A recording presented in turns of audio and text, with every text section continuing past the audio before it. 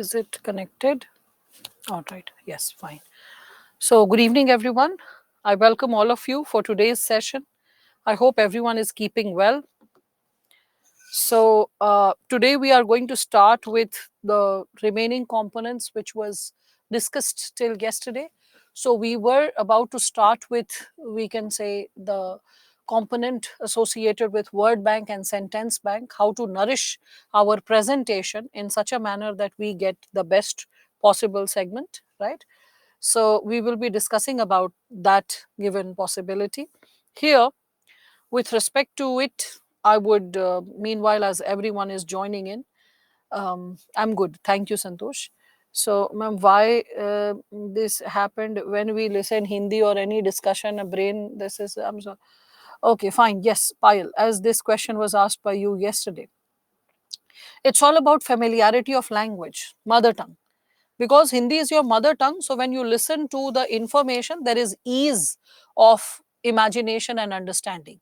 And that's why the moment you listen to the concept in Hindi, there is no effort in first translating the information and then memorizing it. It is straight away going into your conceptual clarity and memorization. That's why the component of memorizing becomes faster.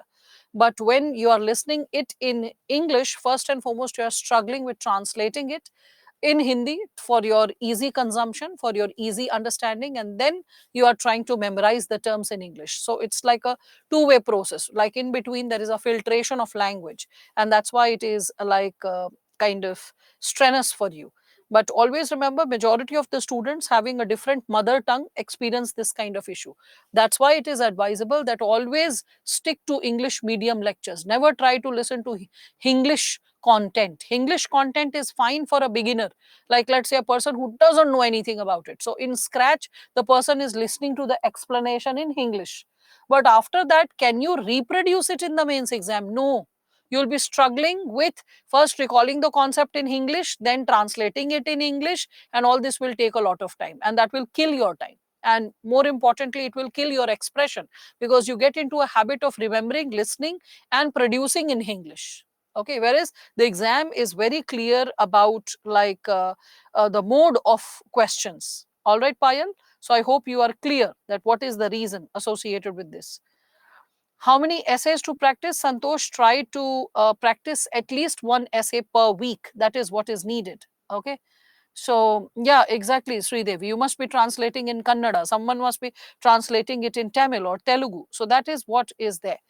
And when we are reflecting upon such approaches, this is the greatest challenge associated with students who like have learned basic skills in mother tongue. Vernacular language medium schools is what has nourished them, like let's say till standard 10th level or 12th level. Then this problem emerges whereby the child is first imagining the concept in the mother tongue and then struggling to reproduce it in English. But if you continually get into a habit of reading in English, like understanding the concept in English, I'll give you an example. I was given an assignment way back, like 2009, 10.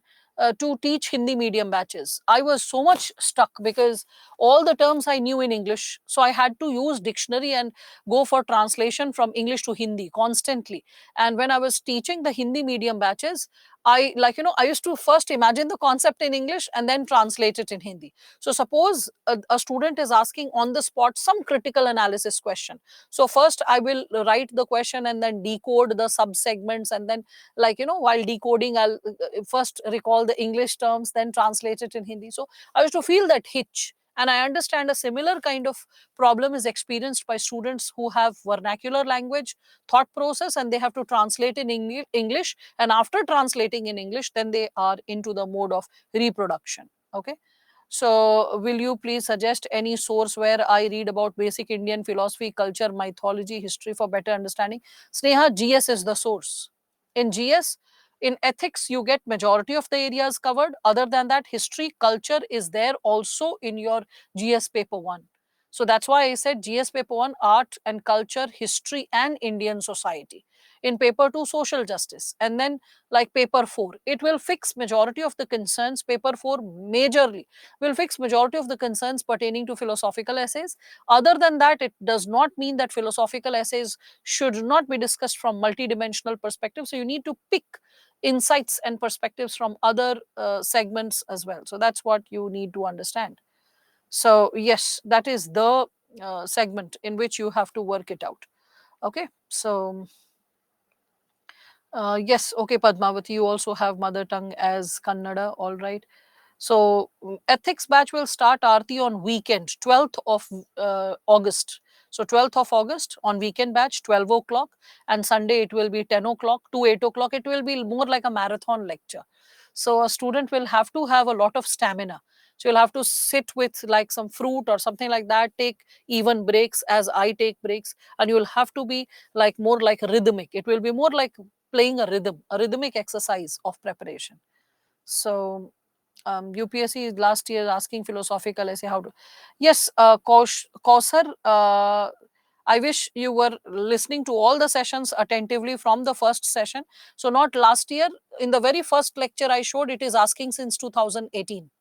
Okay, Kausar. So please be more attentive so that you get an idea since when what is unfolding. Anyway, today we'll be discussing briefly about philosophical essays. So you'll get an idea about it in greater elaboration in the second half.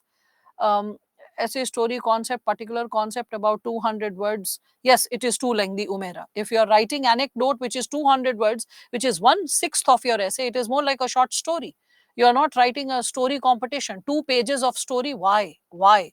If you can't create a story in just refrain from writing or starting with an anecdote. Okay, all right, great, Santosh. So what is the essay story concept? Like I have what if in essay story I've just discussed many book, all right. While practicing initially, it is K to practice with sources kept open. um if it is such a big hitch, Devi, then yes, you can do that. You can keep the sources open and you can first and foremost take key points and derive key points, keep it in one place, and then you can start building upon the language bit by bit. Or initially, you can also tell yourself that it's okay to start with 600 words, then move to 700 words, then move to 800 words. So take a gradual climbing. That will be also there. Yes, we did yesterday 2 philosophical debatable essays of 2018. So, very true. Okay, so philosophical essay topics, their meaning, you don't have to bother about it, Aarti, because we'll be doing it little later. First and foremost, we were stuck yesterday with respect to word bank, right? We were about to start with our insights pertaining to word bank. So, as we are discussing about the segment pertaining to the word bank, we need to reflect upon a lot of, we can say, perspectives which will be building our approach. So word bank, when I say, I've seen students, they get into the habit of on an average, this is what I have noticed, that students, they get into the habit of consolidating the words. Like they will take a word in isolation and they'll try to memorize it, or they'll write the word, whatever the word is, and the meaning of it, and they'll try to memorize it. Most of the students have this tendency when they are memorizing the word bank. But is this the standard approach that should have been followed? I will suggest no. If you are following this kind of approach, this is not the standard approach when we speak of it. With respect to word bank, when we are like reflecting upon the same, we all need to understand that word bank makes greater sense when you are like trying to memorize it in a set. When you are memorizing word sets, okay, then the capability to reproduce it is sharper and faster. Okay, so that is something which we all can understand. No problem, Anushka, you can always revisit the session. Okay, so when we are talking about the word bank, like let me give you certain examples and that will make greater meaning for or conceptual clarity for all of you. Like let us consider if I'm saying democracy. So democracy, it's easy to remember democracy and it is a part of your thought process. Now if I say fledgling democracy, Now, this is something like curiosity driven. Fledgling democracy, what is this? So, fledgling is basically a baby of an animal or a bird. Not every animal or every bird's baby is called a fledgling. So, you can consider a fledgling is associated with a baby. So, fledgling democracy is what? Democracy in its early stage, okay, in its basic stage, in its, we can say, nascent stage. So post independence, the initial 10-20 years, you can use the term that as a fledgling democracy, India tried to assert its global presence with non aligned movement, with its policy towards nuclear technology, okay, or nuclear energy. Okay, so when you are talking about this term, it like makes greater state sense. Okay, no, it's not larvae stage, Niranjan. Okay, so yes, good. You are memorizing it with sentence, Kavna. That's again a very healthy way to remember the statement. So or the vocabulary. So fledgling democracy. Think about it. I can use it as like negotiable democracy. Is democracy negotiable? So negotiable democracy, decentralized democracy. See this? The moment I am adding a adjective, the word is becoming more rich. Okay, see this? Or I can say crucified democracy if someone is killing the essence of democracy. So, crucified democracy, right? Yes, when we are talking about it. So, yes, inexperienced human. Okay, so such words, if you are memorizing word sets, it's easy to reproduce, it is easy to remember. Try to make a list of such words. Okay, some words which you must have seen in your notes or in your books, like unforeseen consequences, right? Unforeseen consequences, right? For those students who for whom it's new, it will be great if you use it. Okay, and those students who know it, that's great that you are aware of this word and you are capable to use it, right? Think about other words also, like words like quantum jump, right? um, so quantum jump of the economy, quantum jump in your preparation, anything which is taking a sudden leap. Then you can think of congenial atmosphere. Congenial atmosphere, what is this congenial atmosphere associated with?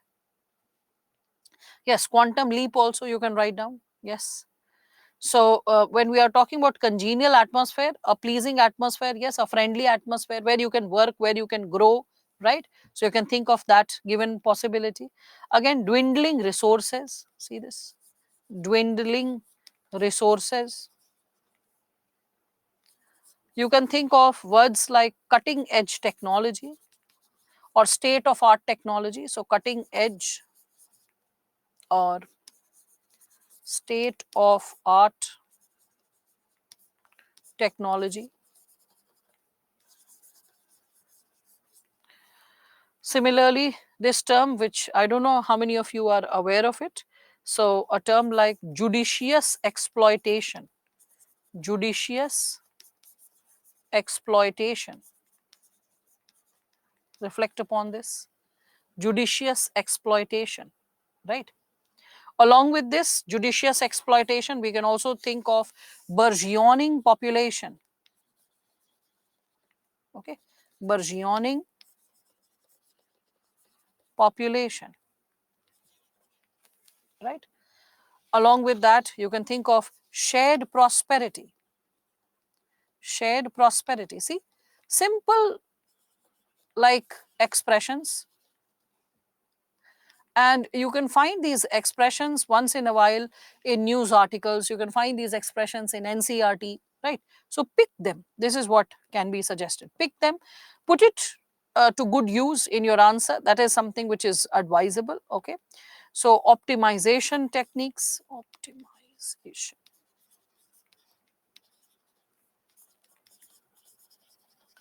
optimization techniques. You can think of intellectual capital, intellectual capital. You can think of people's wisdom, something which people hardly use in their answers. Everyone considers masses are duffers. It's not so. When you incorporate people's wisdom, the efficacy of a policy being implemented becomes much more sharper. Okay.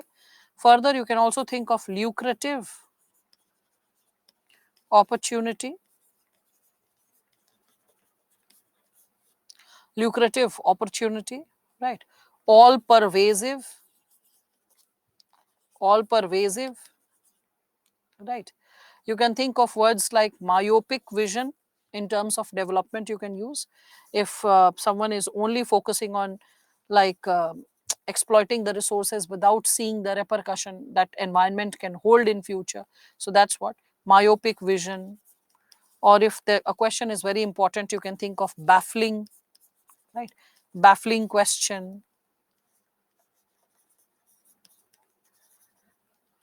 Or you can also talk about like vibrant economy. You can talk about half baked notions, half baked notions, ad hoc implementation,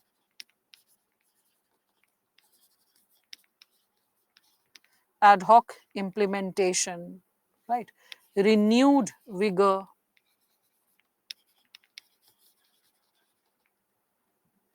unceasing endeavor,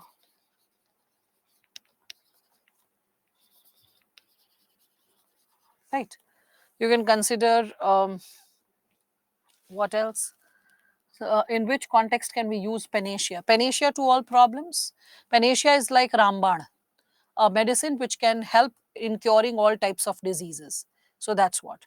So panacea to all problems is a standard expression many a times. Yes, collective accountability, precarious livelihoods, very good. I appreciate all those students who are also able to create. Okay, systematic approach, unceasing endeavor. So all these words which you can see that. Okay, collective consciousness, wanton distraction. Okay, so you can always, I think, you can create a list of such words. And what is the standard procedure that you should follow? Yes, capacity building, conscious endeavor, natural justice. Very good, very good. So, what I would appreciate if you are preparing your answers, any GS subject that you are studying, try to follow a specific method. Like, just a second, like first and foremost, always paste the syllabus. This is how ideally a student should make notes. Paste the syllabus of that subject that is being taught. Suppose it is ethics, so paste the ethics syllabus, the graded detailed syllabus in one page as you start preparing notes. Okay. And after pasting the syllabus, then make an index card. An index card associated with it can be of one page, second side, third side, whatever. So in that, what you can do is you can bifurcate this approach. Okay, and you can make R1, R2, R3, R4, R5. In this manner, you should make 5 columns for revision to micromanage how you are revising the content. So topic, whatever is the chapter, page number, and the we can say sets of revision. This is what you should do that. Okay, this way you will be able to take charge of how many chapters you have written, how many notes, like how much notes is there. Then suppose there is the lecture and the notes that you are doing. So what is ideally prescribed? See, mostly like since childhood we have been leaving these two margins. That's perfectly fine. What I advise is either leave this margin, okay, or leave this margin, but please do leave a margin. Okay, either this or this. Why? So that in future if you are reading something new, any new aspect, suppose you want to paste, you can paste it, you have the space. Suppose you want to just note down 2 or 3 points, you should have the space to write it down. So do not write from top to bottom. Don't like fill the from head to toe of the page. Don't do that. Always leave some breathable space on the margin and leave either of the margin, either bottom or the side. Okay, that is something which is required. Sticky notes, yes, but sticky notes, if you are preparing within a year, then sticky notes will be helpful. But just in case, suppose you get selected till mains and then you go for interview, and suppose it does not happen, or suppose it's a lower rank and you want to go for rank revision, and what if the sticky notes start falling? Okay, if it starts dropping down. So that's why I always prefer that things are written here, else it is stapled and pasted in a foolproof manner so that things don't fall off later. Okay, again, after this, suppose you have done the notes, then next step is always solve PYQs, at least like 2 PYQs per topic, not chapter, per topic in a chapter. That means there are various chapters. Okay, so I mean, and every chapter can have various subtopics. Okay, so various subtopics are there, various subtopics. So try to cover every subtopic, at least 1 to 2 question, at least. Preferable is 2, because then you have a better grip over the chapter.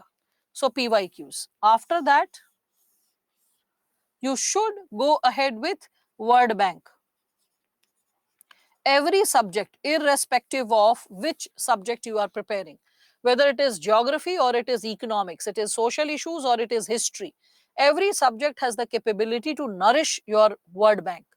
That's why when people say, ma'am, what should I do for essay? I'm like, prepare GS properly.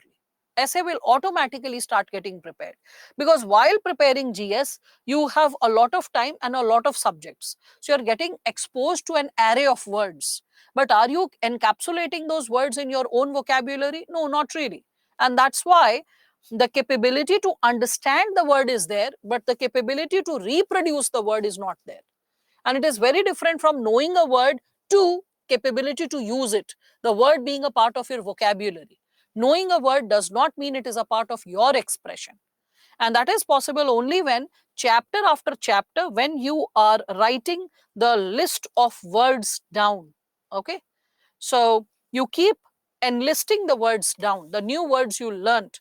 They can be technical words, they can be regular expressions. You can find it in NCERT. And please remember, it's not only the technical words that I imply. Sometimes there are some wholesome expression whereby some phrasal expression or some term is like really impressive. Note it down. After word bank, you should make sentence bank. All the beautiful, wholesome, marvelous sentences of that chapter, which are kind of theoretical, philosophical, which hold a world of wisdom. It is advisable, go ahead with this. See, I would suggest, like when you are asking notes should be made in sheets or register, I will always advise A4 size page. You don't waste the pages, and you know every time when you have to add it. So if the notes is getting bulked up, you can organize it better. In a register, what happens is there is a delimitation to what you can add. I remember there was some student who was a beginner student in offline batch. He came, showed me the current affairs copy, and in the same copy there was gist of economic topic also, political issues also, IR also, social issues also, I saw. And for past 1 month the child was doing. I was like, this is a great effort, but how are you going to reproduce it in mains? He's like, ma'am, I'm like, will you be, day by day you are segregating, but you're not segregating it in independent set of pages whereby a list of pages are related to political day after day, a list of pages related to environmental, scientific. If it is not segregated, classified into various subcategories, how will you reproduce it? I mean, it's a mixed bag.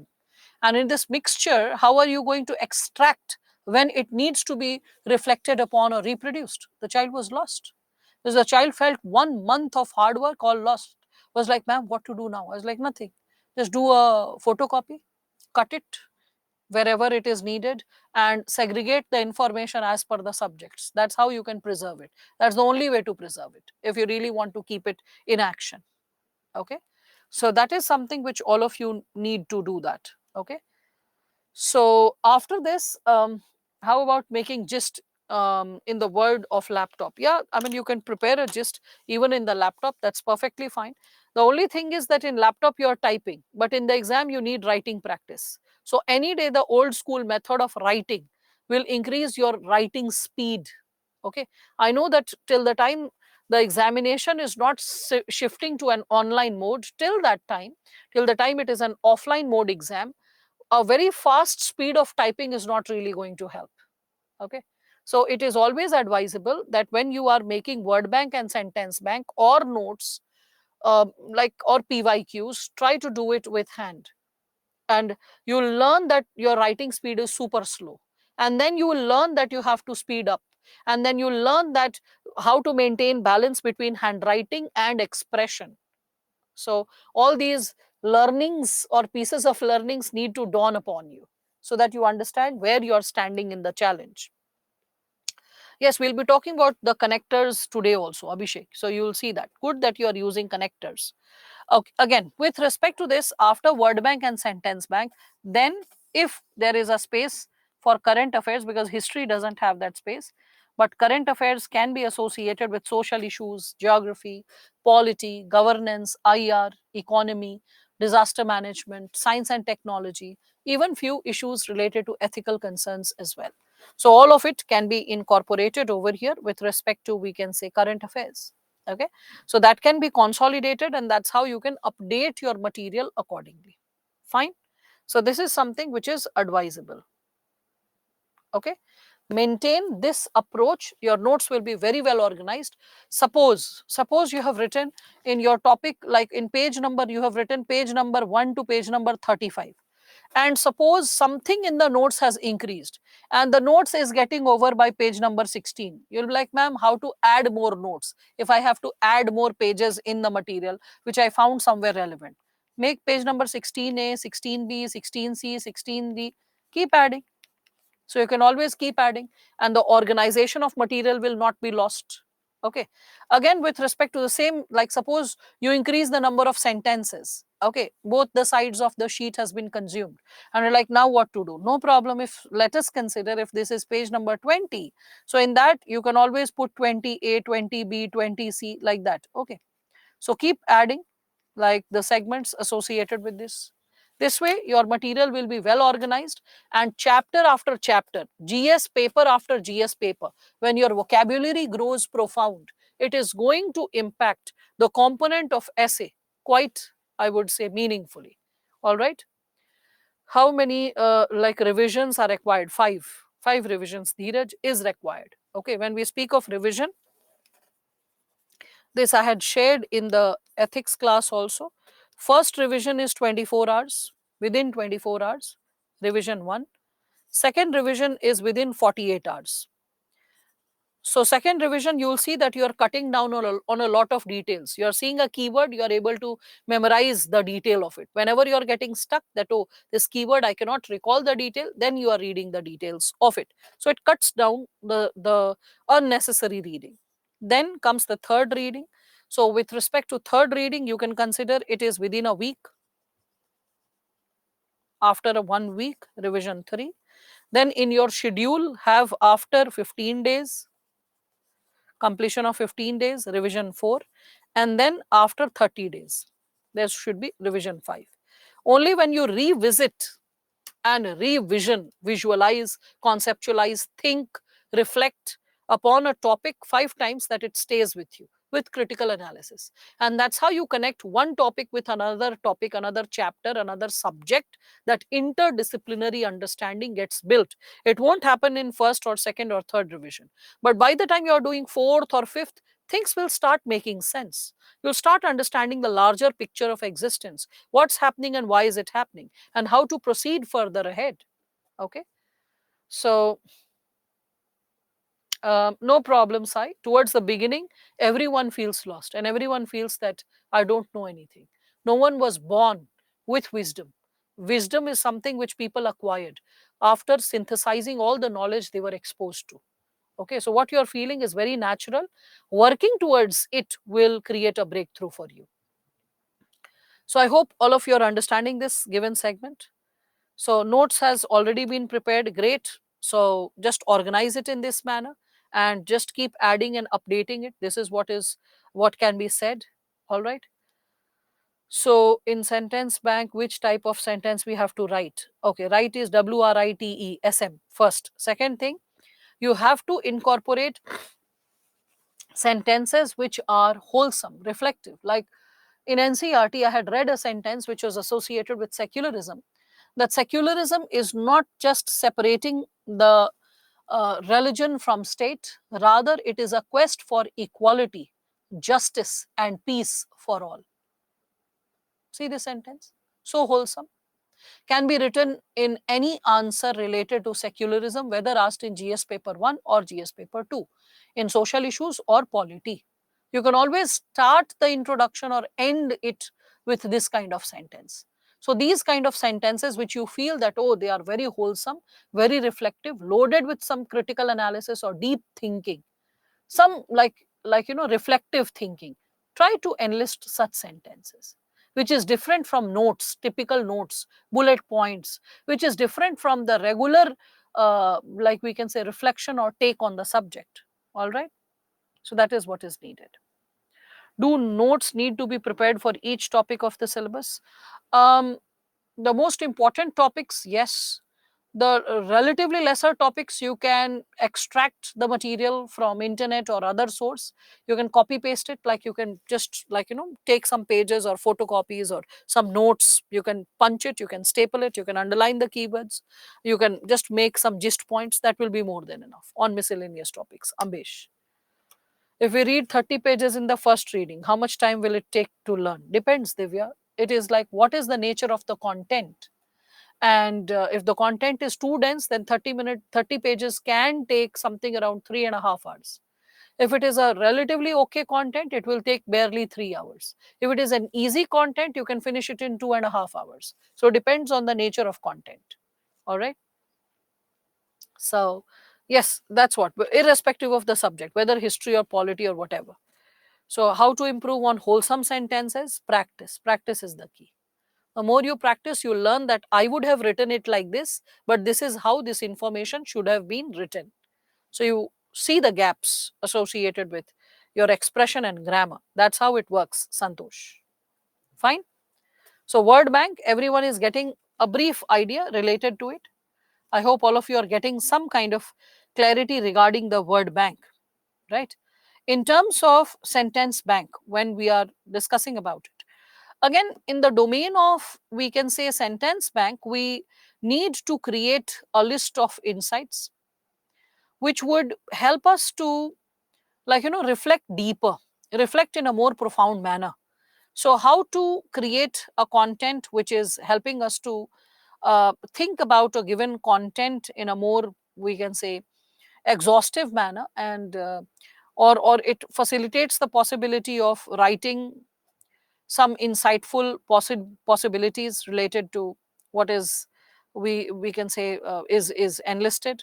So I would be suggesting, with respect to this given area, that you can always try to understand that what kind of list of, we can say, sentences can be reproduced. Okay, so in this given dimension, I can probably assist or advise you that certain sentences can be taken up, okay, with respect to this given area.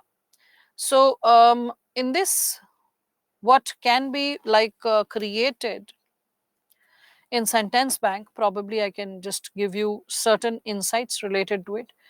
Because when you prepare a list of profound sentences, what I personally feel is that a student is able to create a lot of possibilities in terms of sentences, what can be like consolidated or written. So let's consider um,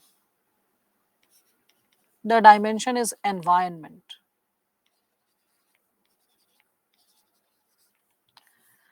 So with respect to environment, suppose you write that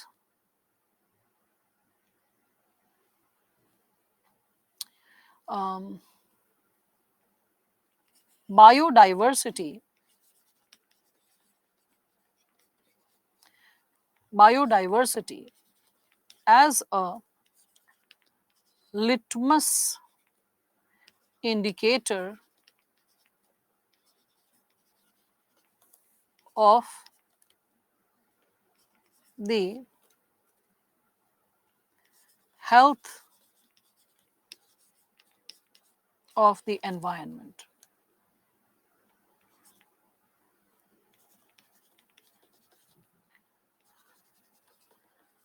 Dot dot dot.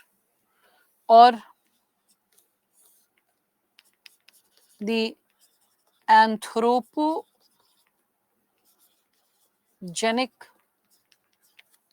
impact on our environment. Dot dot dot. Like the unprecedented occurrences, unprecedented occurrences in our ecosystem. Dot dot.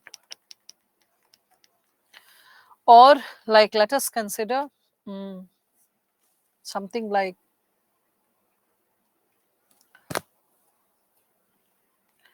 biodiversity, or rather wait, preservation, preservation, stimulation,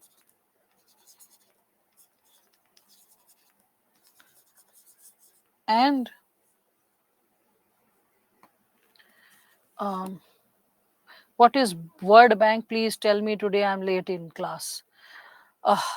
This is word bank. Just go through it, Gayu, later. Okay, so you'll just get to know what is word bank. So with respect to this, when we are talking about it, yes, with respect to this, preservation, stimulation, and conservation or safeguarding. Preservation, conservation are one and the same, okay, of our ecosystem. Okay. So basically, what I imply to say is try to identify sentences which like nourish the content, which like can help as a, we can say, support. It can act as a support when you are struggling with the content, and you can like accordingly you can support yourself whenever you are struggling with it, that what kind of segments can be probably be created. Okay, so you can create wholesome sentences related to a specific topic, like the topic which are often repeated. There are topics related to governance, ethical governance, development, education, women. Okay, so try to identify which topics in terms of philosophical topics, topics related to ideal, value, life, dimension related to civil services values, by taking the typical terms of the values. So all those segments can be developed in terms of the content when we are discussing about it. Okay, so we can develop the segments accordingly. Catastrophic natural event on earth, yes, you can use such an expression, Neetu. So every a lot of new content is bringing, how much to add, it seems there is no end. Yes, it is no end, Divya. It is something that we also keep consolidating, and it is something that we also keep working. Like there was an expression few months back, I remember, the warp and weft. This term was used in Rajmohan Gandhi's book. So I was reading it, and while reading it, he was discussing about how there was the intertwining of two phenomena. So intertwining of X and Y phenomena is something that we use, but the warp and weft was a new expression for me. So when I saw, I was like, wow, it's so beautifully expressed. What is warp and weft? You can see that when weavers are weaving, there are like straight threads which are there, and then they, what they do is they mix a thread, or they put a thread in different angles, and after that they pull it, and then again another thread, and then they pull it, right? So the thread which is like moving in a like vertical direction and horizontal direction, that is warp and weft, and was used as a phrasal expression in his book. So I was like, wow, so beautiful, this can be used. The thing is definitely not on students, because half of them will not be able to understand, but that's how like you improve upon your expression when you think of probably writing a book, when you think of interacting with seniors in a more polished language, not a kiddish language. So that is what the word was, this Samin, warp and weft. Okay, So that's how you tend to learn. Nature is on the escarpment of destruction. Yes, you can talk about it with respect to global warming, but escarpment of destruction, escarpment is a process. Okay, so nature is on the escarpment, verge of destruction, you can say. Escarpment of destruction, it will just do. But ment is a process, an ongoing process. So is on the is never for an ongoing process. On the like preposition is used for something that you arrive at, or something which is at the corner, verge, something which is there, but we can consider like it is existing. It's more like in a stable possibility which would change, but it is associated with a state. A state process is not a state. Process is ongoing phenomena. That's the only difficulty. Yes, you should create the sentence bank from like newspapers, magazines, and all other sources. Okay. So exceptionally high extinction rates. Yes, this expression can be taken up. I'm referring to new bills. They are being passed each day. Agreements, development schemes. Oh, don't get too much into it. Anything which is a centrally sponsored scheme will be important. So not every teeny tiny scheme is important.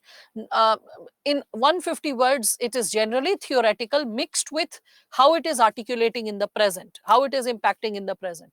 So the space for writing the present situation blended with the theoretical understanding is one third of the answer. That means 50 words. So you won't get a lot of space to write about like agreements, development schemes, all of it that you are learning. Okay. Knowing few of them, the most important ones, will solve the, we can consider the understanding of it. Okay. So that's what you can connect with. So, in which context can we use the phrase warp and weft when two phenomena are getting intertwined? So, the warp and weft of caste system along with politics has created a very interesting design in Indian political scenario, whereby identity politics has gained tremendous momentum. Full stop. Got it? Like that, warp and weft. So caste system politics. The thread of politics running through caste system has generated a new momentum to identity based politics. Like that, you can use it. Okay. So, what I advise you with respect to sentence bank, try to identify like phrasal expressions or wholesome sentences which create like a meaningful articulation to the content. Okay. Like for example, I can just give you this example and probably it will help you to connect deeper. So there was this, like, let me give you this assignment, and a little assignment, and let me see how you all are like understanding this. See this. If the question is like, let's say, non communicable diseases, see it how it works for like creating the content in terms of sentence bank, how you can create that. So you can also create such sentences, wholesome sentences. Okay, so like let's say if I'm saying non communicable diseases, non communicable diseases are expected are expected to have grave implications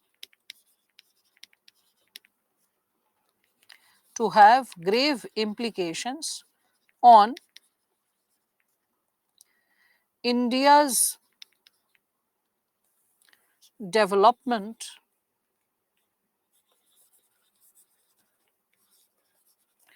in the long run. In the long run. Let me keep the nature of question simple. So I'm just writing discuss. So you are open to discuss, right? So how do you go about with it? What is the method of attempting this? Because yesterday you people were struggling with organization also. So if you don't know how to organize a GS answer, you don't know how to organize the content associated with essay as well. And that is something which is going to impact the way you engage with the answer. Yes, people. Okay. In GS perspective, yes, in GS perspective. Go ahead with it. So definition of communicable disease. Is it required? Is it written define? No. Is it written elucidate? No. Is it written explain? No. So discuss means the strength, weakness of this given statement, how far it is valid, how we can see things are like unfolding. So non-communicable disease not required. Okay, fine, you can start with data, fact, something else. Suppose you don't know the data, fact. Yeah. How will you start? How will you go ahead with it? In discuss, you don't have the space for defining, so don't go ahead with this. Herd immunity, okay, historical information, types, virility. Indian development can be paralyzed by the reduction of people's participation in economic activity. Okay. All right, very good, Santosh. I appreciate the sentence that Indian development can be paralyzed by reduction in people's participation in the economic activity due to non-communicable disease. Perfect, perfect, very good. A healthy population is the human capital of a country. Okay, and then you are continuing with it. While we collect the sentences, we get stuck up in using such sentences in essay. No, that doesn't happen, because I'll tell you, when it is a part of your notes, when you're revising your notes, it is just there towards the end. So it's not the exact sentence and all sentences that you can pick and use, Femina. It's few sentences inspire you with language, few inspire you with vocabulary, few inspire you with the writing style. Sometimes you copy a similar kind of statement, you create a similar statement related to another related context rather than using the exact sentence. So it actually works at multifarious level when we speak of it. So okay, demographic dividend will be hurt, India's condition, see, okay, fine, see.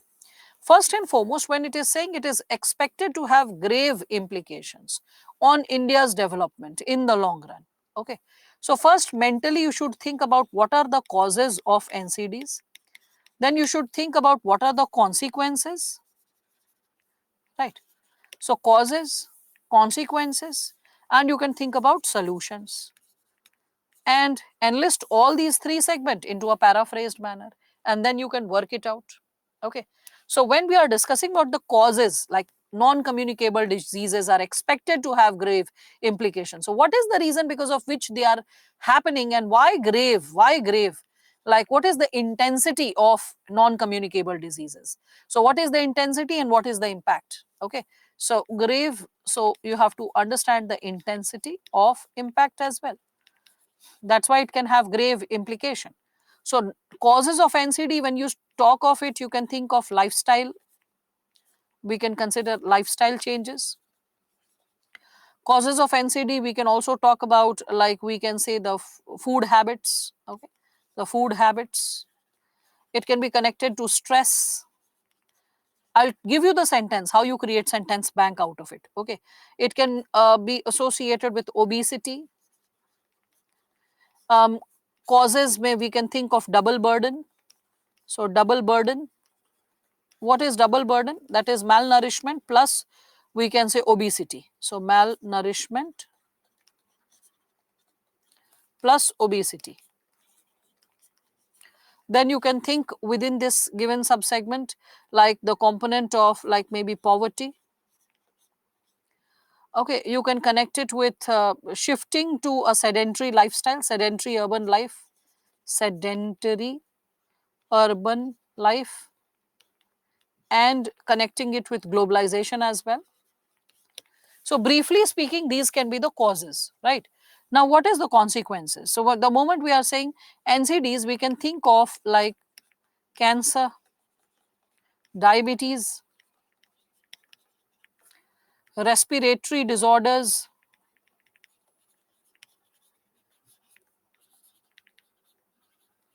and we can connect it with cardiovascular diseases,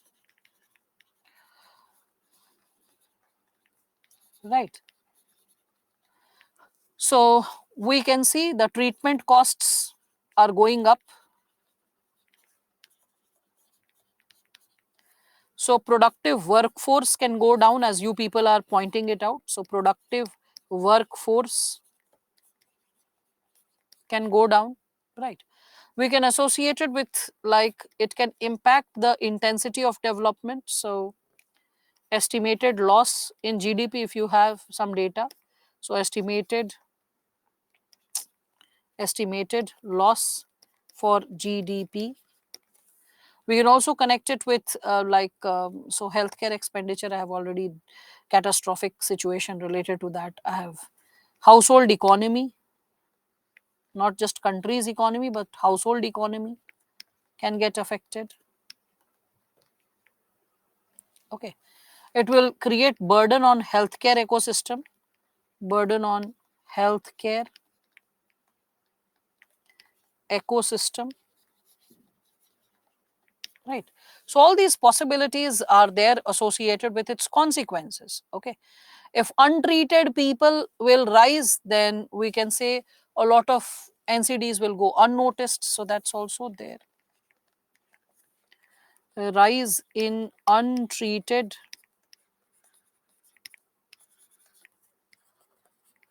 unnoticed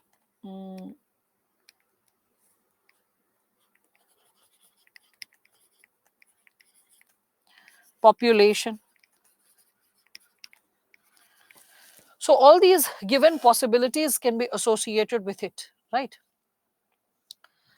Yes, poverty rate, yes, that all that gets affected. Solution, we can talk about public awareness can be increased.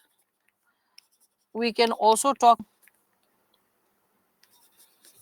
healthy lifestyle.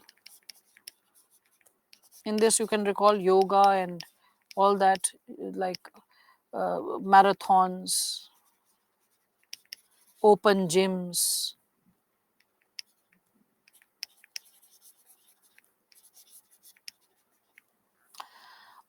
You can also connect it with R&D, more work on R&D to find better solutions, right?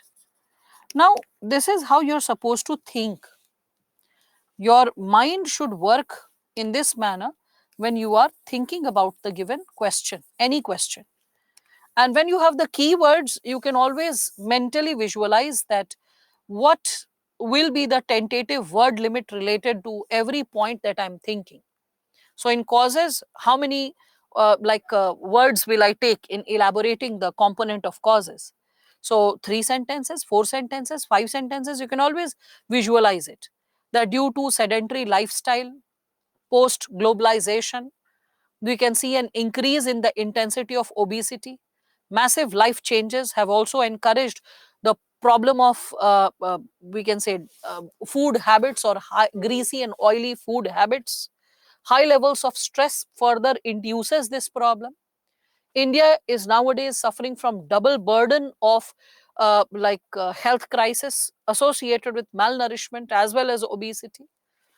Uh, Unhealthy population can increase the intensity of poverty. So I can mentally visualize this content is going to take at least 55 to 60 words if I'm going liberal or generous in my expression. So I can sense it. It's somewhere between 50 to 60, nothing less than that. Okay.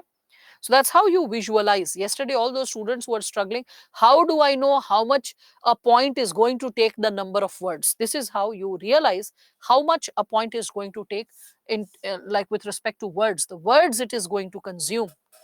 So are side headings necessary? This is how you think, Santosh. This is how you think. This is not something that you will be able to write in GS answer because you don't have time to write all this. In essay, at least you can make such structures, and the structures ought to be made because content has to be 12 to 18 pages as per your size of handwriting. So you cannot do away with not making these structures. But for GS answer, this is done mentally.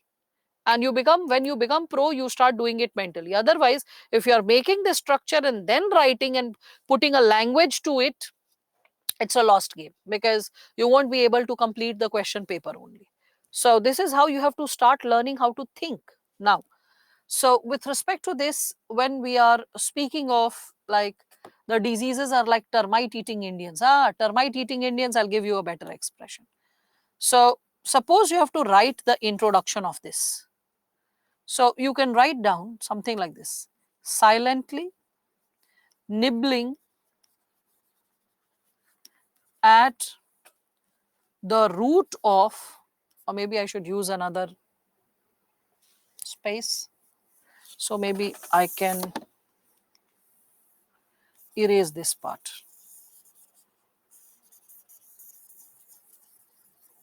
Nibbling, you understand, people? Do you understand the meaning of nibbling? A rat nibbles on a piece of cheese. Nibbling, kutarna in Hindi as it is called. I don't know other languages for this. So, and slowly you are taking little bites, that is called nibbling. Okay.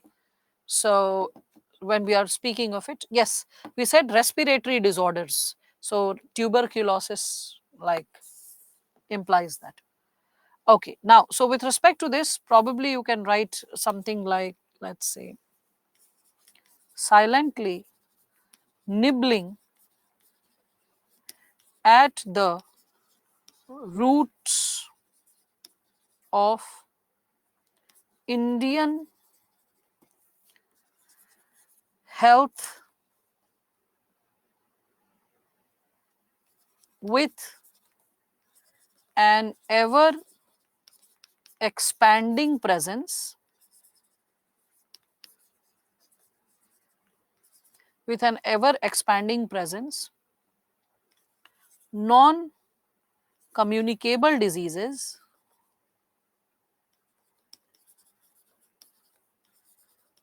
non communicable diseases are paralyzing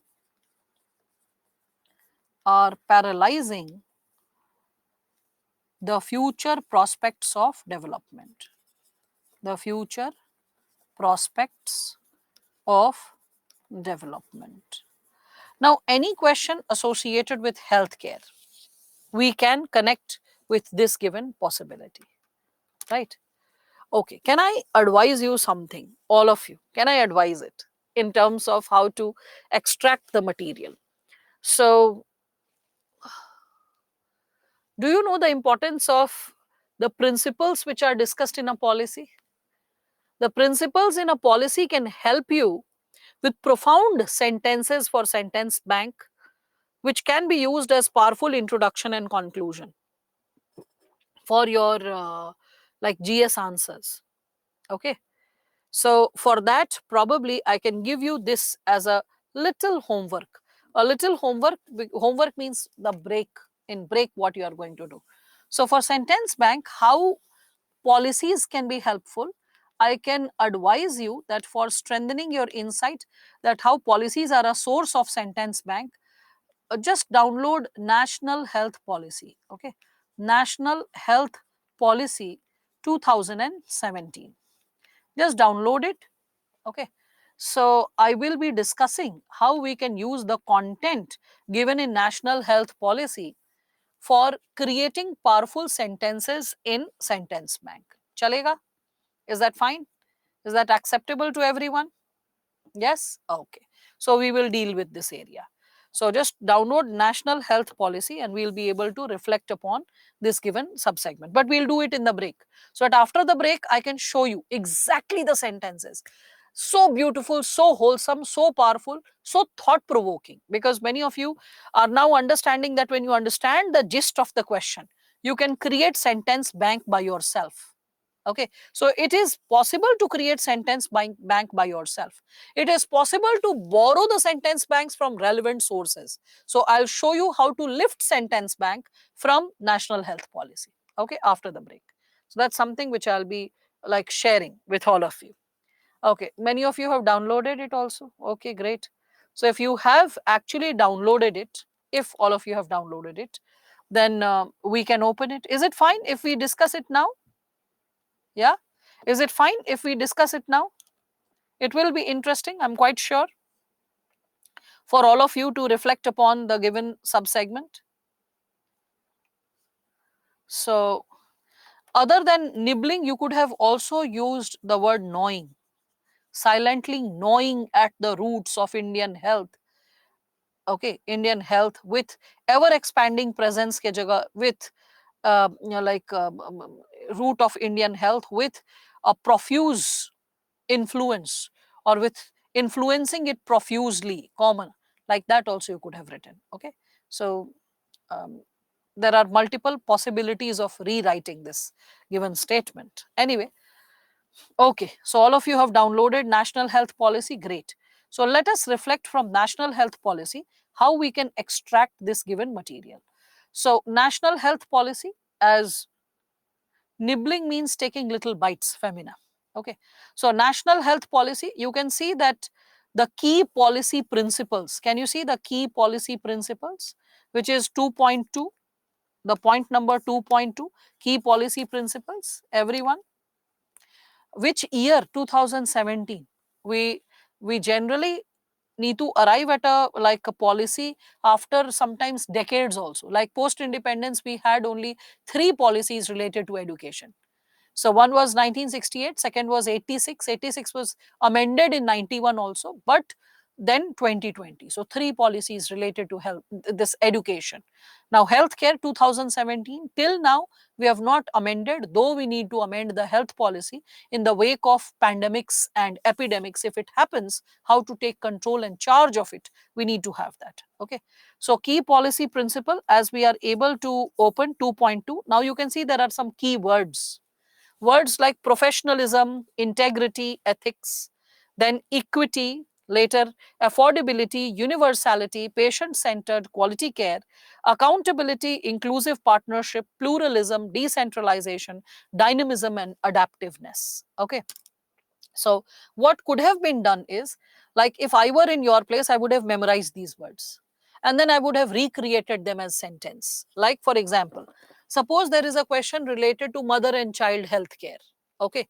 So, I would have written something like this, that the challenges associated with mother and child health care, which leads to high CMR and MMR, can be associated with lack of equity, affordability, universality, patient centered quality care, which is provided at decentralized level. Full stop. Fine. Suppose I change the question. There is a question associated with uh, division in rural and urban healthcare, and I'm struggling how to start the answer. That why rural and urban healthcare system have different levels of access to resources, different levels of accountability and access to resources. So I would have used this same material. I would have written that the difference between rural and urban healthcare can be associated or can be reflected from the perspectives of professionalism, integrity, affordability, patient-centered quality care, comma, inclusive partnerships, and decentralization. Can you see that? Same points.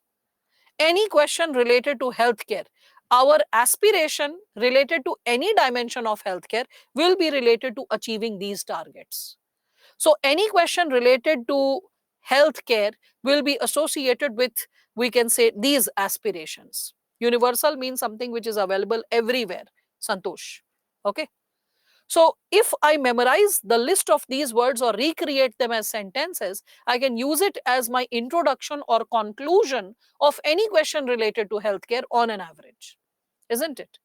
If anyone is struggling with the content, that how to start an answer, how to end an answer, and especially when you are under the pressure, especially during mains exam or even mains test series, when you're struggling, oh my God, how to develop the content? Oh, I'm really like feeling jittery about the content. This is the method. This is the method. Getting it, everyone? Yes. Okay. Please, once again, make sentences with this, Sri Devi. Okay, just make sentences with this. If you say once again, I'll again change the nature of question. So I discussed mother and child health care. I discussed rural, urban. Okay. Now suppose if I have to discuss the component associated with availability of doctors. Okay. That lack of human resource is the primary challenge associated with healthcare. So I'll start with the same thing. I'll be like, human resource or poor availability of human resource can be associated with lack of professionalism, integrity and ethics, affordable, um, accountable services coming from a decentralized access to human resource in India or across India can be enlisted as primary reasons responsible for it. Something like that. Getting it? Just picking the words, framing a sentence, because human resource is also associated with this. Why don't we have enough doctors? For the simple reason they lack professionalism. They don't have the degree. They lack integrity. A patient needs to be kept under observation for 24 hours. For making inflating the medical bills, they are kept for a week. So lack of integrity, ethics, universality. Good doctors are not present everywhere. Patient centered quality care, self explanatory word, right? Decentralized availability of doctors means in urban areas you can find, but not in rural areas. See this? Is it making sense, everyone? Yeah. So I hope, um, why so rigid in some critical aspects such as no budging to increase budgetary allocation, because that's not sensational, Bhavna. Sensational issues across decades have always made it to the budget. Okay, so I hope this has encouraged your level of confidence. Now what I'll encourage you, like slide up and move to point number 4, national health program. Move to point number 4. Okay, national health program. Open that, and under national health programs, the first one is RMNCH plus A. Can you see that, everyone? Can you open it? Point number 4. Point number 4. Yes, okay. So after opening this given subsegment, let us reflect what is it saying and how we pick sentence bank from these sources. So this sentence is saying, as you can read, maternal and child survival is a mirror that reflects the entire spectrum of social development. Full stop. And this is a sentence bank. A sentence that can be written in any given question related to mother and child healthcare. It can help us to start the answer or to end the answer. You'll be like, what's so great about it? You know, when you are discussing about the chapter of poverty and when you are discussing about multidimensional poverty index, one of the indicators is related to health, and health is associated with maternal health and maternal mortality, adolescent mortality, child mortality. Means if a country is suffering from high level of child mortality, maternal mortality, or adolescent mortality. What is adolescent mortality? A girl died in her teenage. Why? Child marriage, childhood pregnancy, okay, teenage pregnancy. So that will lead to her death. She won't be able to push the child out. There will be complications in the birth, right? So when you understand this given possibility related to this given subsegment of mother's health, you understand that for measuring poverty of a country, similarly human development index, if you see human development index, it is associated with again health, and the paradigm of health is associated with not only just nutrition, it is associated with health of mother and child. India is suffering from poor levels of, we can say, uh, development in various global indicators because of not performing well in health quotient. And what is the idea of health quotient? It is associated with mother and child health. So if India, and that's the reason, see, government, like last year, it made it mandatory that let us take a step forward and increase the marriageable age of women from 18 to 21. The bill is proposed, yet to be passed. But why is the government so adamant about it? Why such strict steps were taken in Assam by getting the couples arrested, parents arrested when there was a child marriage? Why? What was the reason? This. Because if we are able to contain child marriage, if we are able to increase the marriageable age of the girl, if we are able to reduce maternal mortality, child mortality, we will be able to show India in a healthier space of development. Please understand that. So human development index, we will fare well. In component of, we can say, poverty, we will fare well. Like multidimensional poverty index, we'll fare well. Is it making sense to all of you? And that's this sentence. Because you have not studied this topic, henceforth, you might not be having the reasoning. So I gave you the reasoning. And now see the sentence. Maternal and child survival is a mirror that reflects the entire spectrum of social development. Right? The entire spectrum of social development. Shivani, I had written it on the board for students like you that go to point number 4 And in point number 4, I wrote national health programs. And in national health programs, go to RMNCH plus A. Okay, for students like you only, I wrote it on the board. So some student who's not paying attention or is distracted or internet is not working, that child can see the board and can understand that this is what I need to open under national health policy. अगर मान लो 10 minute पहले गायब हो गई थी, ठीक है, just in case you disappeared 10 minutes back, so we are discussing about national health policy 2017. Students had downloaded it and we started discussing how to pick sentence bank from it. Got it? So you can see this. I hope this is inspiring for all of you. So when someone says, ma'am, where to find the sentence bank, I'm like, oh, GS. You are reading so much, every philosophically triggering idea. Remember when we were discussing ethics, a lot of you were like, oh my God, this was something breathtaking. This was something like really, it changed my perception to what the reality is. Or this is something, the level at which we should think. This is an in-depth level of thinking and this is required to be thought. Remember? Yes. So that is what is required. All papers of GS can nourish you with respect to creation of sentence bank. All papers. Every paper has the potential to create that for all of you. All right. So these sentences, when incorporated, similarly, if you are being thorough with national education policy principles, you get a list of words which can be memorized and can work as an introduction for any question related to education. Those sentences can be incorporated in essay related to education, right? You prepare the component of ethics very well, GS paper 4. From Indian to Western philosophers and thinkers, chapter of ethics, chapter of attitude, aptitude, the component related to emotional intelligence, human values, okay, not just human values, but also civil services values. Pick sentences, memorize it. You can reproduce it in the content very thoroughly. Dispensaries, the highest MRP medicine are kept which cost them minimum price level as they are generic. Generic, GE. Okay, Prashant. And price they got that of ethical from patients that also lack of ethical facilities. Yes, all that is there, but we are not discussing GS, Prashant. And the sentence is grammatically incorrect. Okay, so just giving you a reality check. Concern is perfect, but this is how we can go ahead. Yes, RMNCH plus A is an acronym. It is like reproductive, maternal, neonatal, child plus adolescent healthcare. Healthcare as a distant dream for marginalized section of society revolves around the spectrum of principles such as professionalism, integrity, equity, affordability, and universality. Perfect, Devansh. That's how sentences are created. Okay. So when you understand the concept and when you have the keywords, you can always create a sentence bank.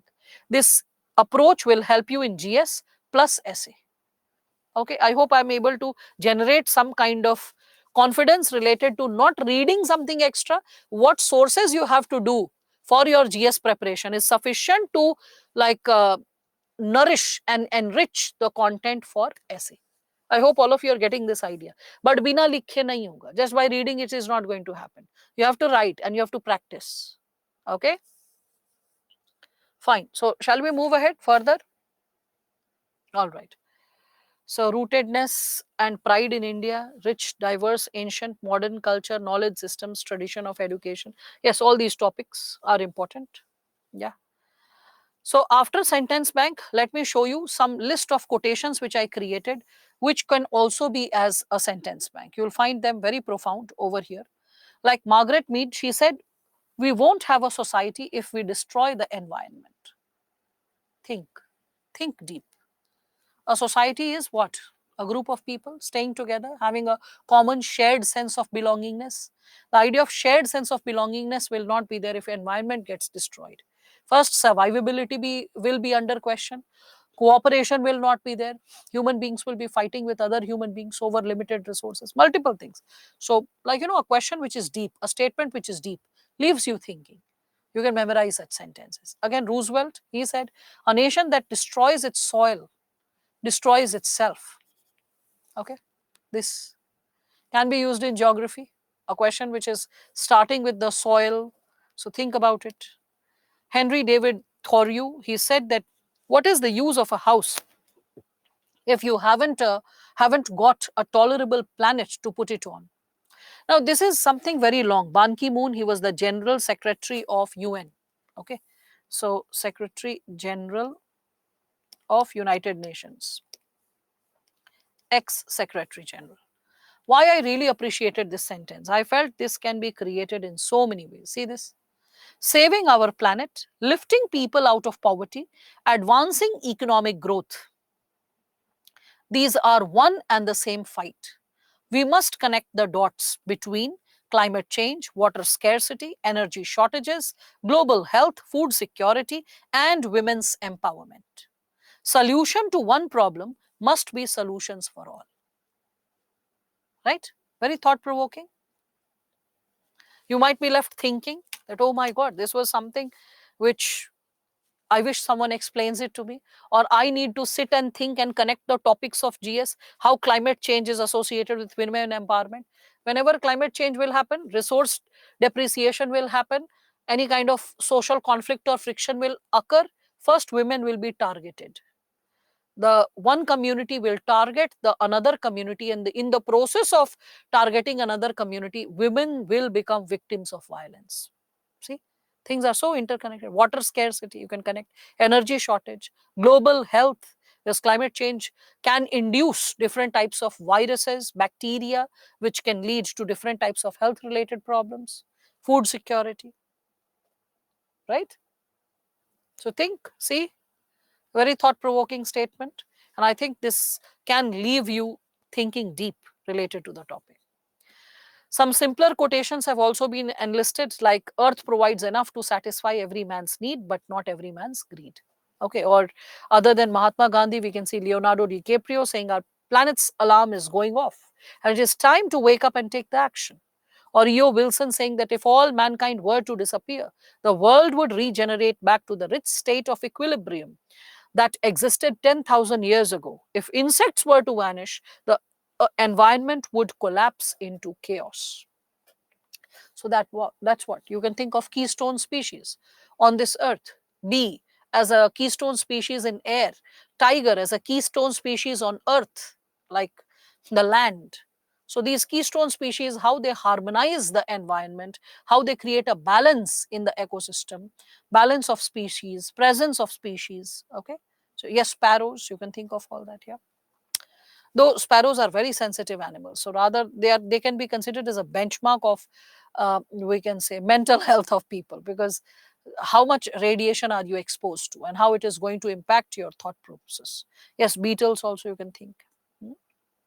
So all of you are getting some inkling related to it. Okay, so we can head to another segment that is associated with philosophical essays. Okay, so just a second. Yeah, a few words I have created. Yes, I want to show you this also. So you can memorize or you can make a list of powerful connectors. Okay, I forgot to discuss this. So make a list of powerful connectors. And when I say make a list of powerful connectors, I imply to say that try to engage with, try to incorporate the insights related to all the statements you are coming across in NCRT or in like newspapers and magazines, how one para is leading to another. Like despite the previous arguments, speaking about this, we may say that, or regarding this. So changing the para, and you can use few of these. You can create your own. Okay, so put it briefly as it has been noted with regards few examples associated with how one idea gets connected to other. Okay, so next time when you're reading NCRT or any book, pay attention how one para is getting connected to the other, and lift those expressions and memorize those words, memorize those expressions. I've created some connectors for all of you. You can see this. For example, like when you have to write an answer where you are illustrating examples, so you have a tendency to write for example, for example, for example. To make the expression more interesting, you can write down for instance, or you can write down as revealed by, as illustrated by, okay, in particular, okay, an instance of this. So think about it. Such as, see this, right? Similarly, when we are talking about, like, let's say results, so majority of the times we have the tendency to write thus and hence, but how many of us write like consequently, thereupon? Okay, think about it. So writing some interesting set of words is essential to make like, who says that you have to memorize bombastic words, flowery words? No, simple words, which is impactful. When you are communicating, it looks more polished. It is not repetitive. It is not like very typical. It's the language you feel like listening, you feel like reading. Okay, so that's how you flip with words. What is most frequently used? Okay, so recall those words and remember the synonyms. For example, if you're thinking of but, when we are talking about contrasts, have I written contrast? Yes. So suppose if I'm thinking of but, so but, yet. Okay, so other than that, we can think of nevertheless. So but yet is what mostly we write, but nevertheless, nonetheless, conversely, alternatively. Okay, like however people use. Okay, but despite, in spite of, who is going to use all this? Okay, so try to make your content more engaging and interesting by knowing the flip words. And initially it will be little tedious because you'll have to think, what is the next word, or what was the alternate word I knew. So those pauses initially will happen because you're not in the habit of using these words. They are not a part of your vocabulary. You understand them, but they are not a part of your vocabulary. So identify the gap and start working on it.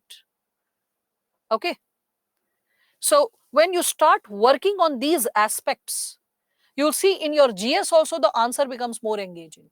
In essay also the answer becomes more engaging.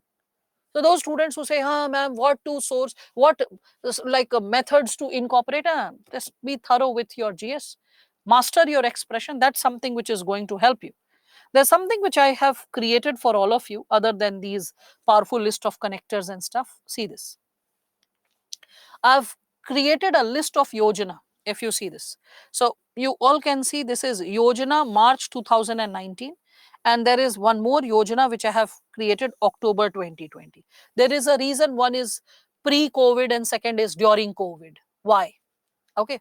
You will see that how the Yojana editorial is written like an essay, more like a 600 word to 700 words essay. So a standard essay, all those people who are like, but if I would have read some essay, I would have gained some more confidence. Some kind of like, standard essay, how it should be written. If I would have read, I would have gained confidence. Again, you don't need to buy a book because again, if you're buying a book, there will be some 400, 500 odd essays related to different chapters, topics. But UPSC can ask 700th topic, 1200th topic. So reading an essay book is not a solution. Developing that language, that expression, that process of thought, that process of spectrum thinking, that brain mapping, that brainstorming is the solution. And that happens when you engage your brain into thinking and writing, thinking and writing. But still, if you want some source to inspire you, how to get inspiration from the essay. Okay, so in that situation, you can, okay, all right, that's understood this expression. Great, great, Jhansi. If you are understanding this expression, please explain a similar x and another x like in comparison column. In comparison column, what was it? It must be just a simplistic expression. Oh, this is like a similar reference is. Okay. Another example can be like, or another possibility related to it can be like. So, like when you have to stretch the content, it's just X is associated with that. Okay. Anyway, moving to this. So, just I am going to show you just the introduction and just the conclusion, and you'll realize why it is written like an essay. So this is during COVID, the new world order, a topic which was related to IR, as you can see. So just see the introduction, because see, Yojana is not, Yojana editorial is not written to inform you. And I know majority of you have never paid attention to the editorial. You read the inside articles. But editorial is written like an essay. Majority of the students do not know that fact, because the editor has invited an array of articles coming from academicians, think tanks, bureaucrats, ministries. Different people contribute to the Yojana magazine that specific month. Different people have contributed. After different people have contributed to that specific article, then what is done? So then we all can see that like they start incorporating the insights, they start substantiating the insights. Means the editor like reads all the segment and prepares a gist of reflection, and then paraphrases it into an essay and writes it as an editorial. That's why editorial is not associated with the core reflection which is there inside the articles, but it is a gist of it, a wholesome reflection of it. See this here. So the pandemic has changed the world and its order. The world, which was earlier grappled with issues like climate change, poverty, migration, terrorism, nuclear weapons, has kept everything else on back burner. The health emergency and its ramifications are at the center stage. This unprecedented situation worldwide has redefined the international relations and the role India would play in the years to come. See this? So here you are seeing sentence bank also, like unprecedented situation, like words like its ramifications, right? Like everything else is on back burner. See these expressions, right? And it is so pertinent that yes, after pandemic, all the core issues we were debating, climate change, poverty, migration, terrorism, nuclear weapons, everything got sidelined. Everything else went to the back burner, right? The core issue that emerged was health emergency. And how prepared are we? That took the center stage, right? See this with Vasudhaiva Kutumbakam, and see the translation is provided. The world is one family. As the basic tenet of our foreign policy, India is committed to work towards paving a road ahead for a world in the post pandemic era. Simultaneously, it has to safeguard interests of its own by achieving self reliance and reaffirming its presence in international trade. So both the things, self-reliance plus we can see reaffirming the presence in international trade along with maintaining the international cooperation. Both the segments are incorporated here. See this. So I hope you are getting an idea, like from where to get to read something like which is standard size of an ideal essay. This is the size. This is the approach. This is something that all of you can connect with. All right, so I hope all of you are gaining some confidence seeing this. See the conclusion. Gandhiji in 1924 wrote, "My ambition is nothing less to see international affairs placed on a moral basis through India's efforts." He believed that there was no limit to extend our services to our neighbors across state made frontiers. Then, under quotes, what he said, God never made these frontiers. He wrote in Young India in 1925. It is impossible for one to be internationalist without being a nationalist. So, anything associated with national interest coming up in your GS paper 4, that is there in Code of Ethics, Code of Conduct, there also you can quote this. You can quote it here also, related to anything related to national interest or national, international aspect being reflected in a topic. You can write this specific expression there also. I hope this is inspiring. And if you want to blow up the content, read 2-3 articles related to the same topic inside. You'll find some facts, some analysis, some dimensions. Add it in between. The moment you add it in between, the content blows up to 1,000, 1,200 words. Right? So, what are you writing SM? It is coming for M. So, what do I understanding for M? Like probably there's some typo error. See this? Right? See this associated with, see this associated with development. If I ask all of you, what is the idea of development? Let me hide this. If I ask from all of you, what is the idea of development? What do you understand by development, people? Yes. Start explaining. What is development for you? What should I perceive from your understanding? What is development? To improve human growth, overall growth, all right? Improvement, inclusive growth, a sense of fulfillment, qualitative enhancement, ease, well being, where people live happily, better lifestyle. Okay, so wider ability, choices, where no one sleeps hungry and lives safely. Okay, sustainable development, enriching the roots of moral thinking, equitable, sustainable, arising. Okay, so a lot of you have a lot of ideas related to development, and everyone, just imagine when you're writing an essay starting with defining development or your insight related to development, just see that it will be almost in the similar box. Everyone will be talking about the same sustainable, inclusive, multidimensional understanding of development, right? When growth becomes multidimensional, right? So all of you are incorporating a similar tendency of expressing. When I said that introduction should be fresh and thought provoking, because essay is not only associated with one dimensional realm, it is a wholesome understanding of the topic. See this. Very simplistic in language, but how inspiring, how wholesome this introduction is. Development dash. The word has different connotations in different situations. It could mean development of a person dash, physical or mental, comma, development of a concept or idea for a researcher, or development of a theme for a choreographer. See this, so wholesome.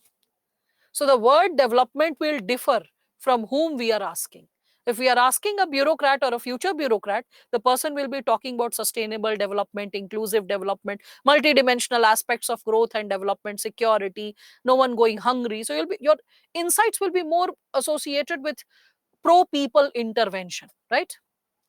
But when we are talking about this idea of development from a broader perspective, as discussed here, so beautifully it is written that development holds different connotations in different situations. Development can be associated with a person, the physical, mental, moral, whatever, right? For a researcher, the word development will imply how to develop the concept for a new research topic, how to arrive at a hypothesis. That will be the idea of a development for a researcher. For a choreographer, the word development will imply a new theme on which dance can be presented. See? See? So I hope all of you are able to see freshness, which I said, because everyone will be writing in a similar possibility of development. Everyone will be expanding in similar lines of development. But how about giving it a fresh start? How about like painting a, I would say, a more diverse picture, that it is a subjective term. I am listening to development, I'll have my own insight. But development will imply differently for different people in different contexts, right? So here in the second para, it actually boils down to what you were discussing. For a nation, development has wide-ranging perspectives. It means improvement in various sectors relating to a country's economy, issues affecting daily life of common man, child development, gender justice, et al. See this expression, et al. I don't know how many of you know this and how to use it. So it also entails inclusive growth. See this, right? Again, conclusion. I'm not reading the entire detail because topic by topic, the aspiration will differ.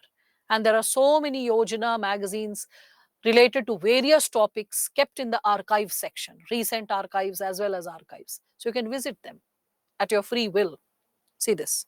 The father of the nation had observed, recall the face of the poorest and weakest man you have seen, and ask yourself if this step you contemplate is going to be any use to him. Remember Gandhi's talisman? I was constantly quoting in GS paper 4. This is what is quoted here. It is written in the beginning of IGNOU books also and written in the beginning of NCERT also. That's what is written here. These words convey the entire spectrum of development and should be the cornerstone of all development policies. Can you see this entire spectrum of development? This word was used even in national health policy related to RMN-CH plus A, that when we reflect upon health of mother and child, it mirrors the entire spectrum of development of a society. Can you see that? How the comparison is there, how the like similarity in language and reflection is there. So how to enrich language? There are some typical ways to enrich it. Some typical expressions which you are not comfortable in using or writing it, but once you do it, it will be like a fluid expression. Paper 1, paper 4, essay, anywhere, you're writing it like effortlessly. And language which is inspiring others, right? So you can say this, and should be the cornerstone of all development policies. I think this is something which you can read. Like for example, there is a question on justice, on equality, okay, freedom of speech, anything. You can just, the freedom of speech entails the entire spectrum of development of a given society, which is responsible in exercising it. And it is the cornerstone of the implementation or the realization of our constitutional principles. Full stop. So, cornerstone of, and then you can change expression, word bank, sentence bank. This. Get inspired. So, all those students who are struggling with the issue of language, 2 days back, 3 days back, and constantly saying, "Ma'am, I struggle with my vocabulary. What sources to refer? Oh, I'm struggling with my sentences. What sources to refer?" I hope now everything is falling in order, right? And I hope all of you are now realizing this, that why I said once you know the methods and techniques, there are not many methods and techniques. You can enlist them in a, I would say, profound manner. And after that, it's all about practicing. So I hope all of you are getting an idea. How is a lie improving the nation and its people to its excellent situation? Excellent is ambiguous. Okay. So rather than excellent, you can choose a different word other than excellent. Excellence situation cannot be written because excellence is a noun. Situation is noun. Two nouns cannot be written together. Santosh. Okay. So so everyone is like having a fair idea about vocabulary, about sentence building. Then we can start with philosophical essays. So how about before starting the philosophical essay, this is the right time to take the break. So let us take the break. It is 6:38 and let's take a 15 minutes break. And today I will help you how to understand a philosophical essay and how to build the content associated with it. I'll give you some homework also related to it. Okay. We'll discuss that on Monday, how to build the content of philosophical essay. Today we'll understand how to interpret philosophical essay and how to open dimensions. Okay. So the second half is awaiting for all of you. Let's meet again.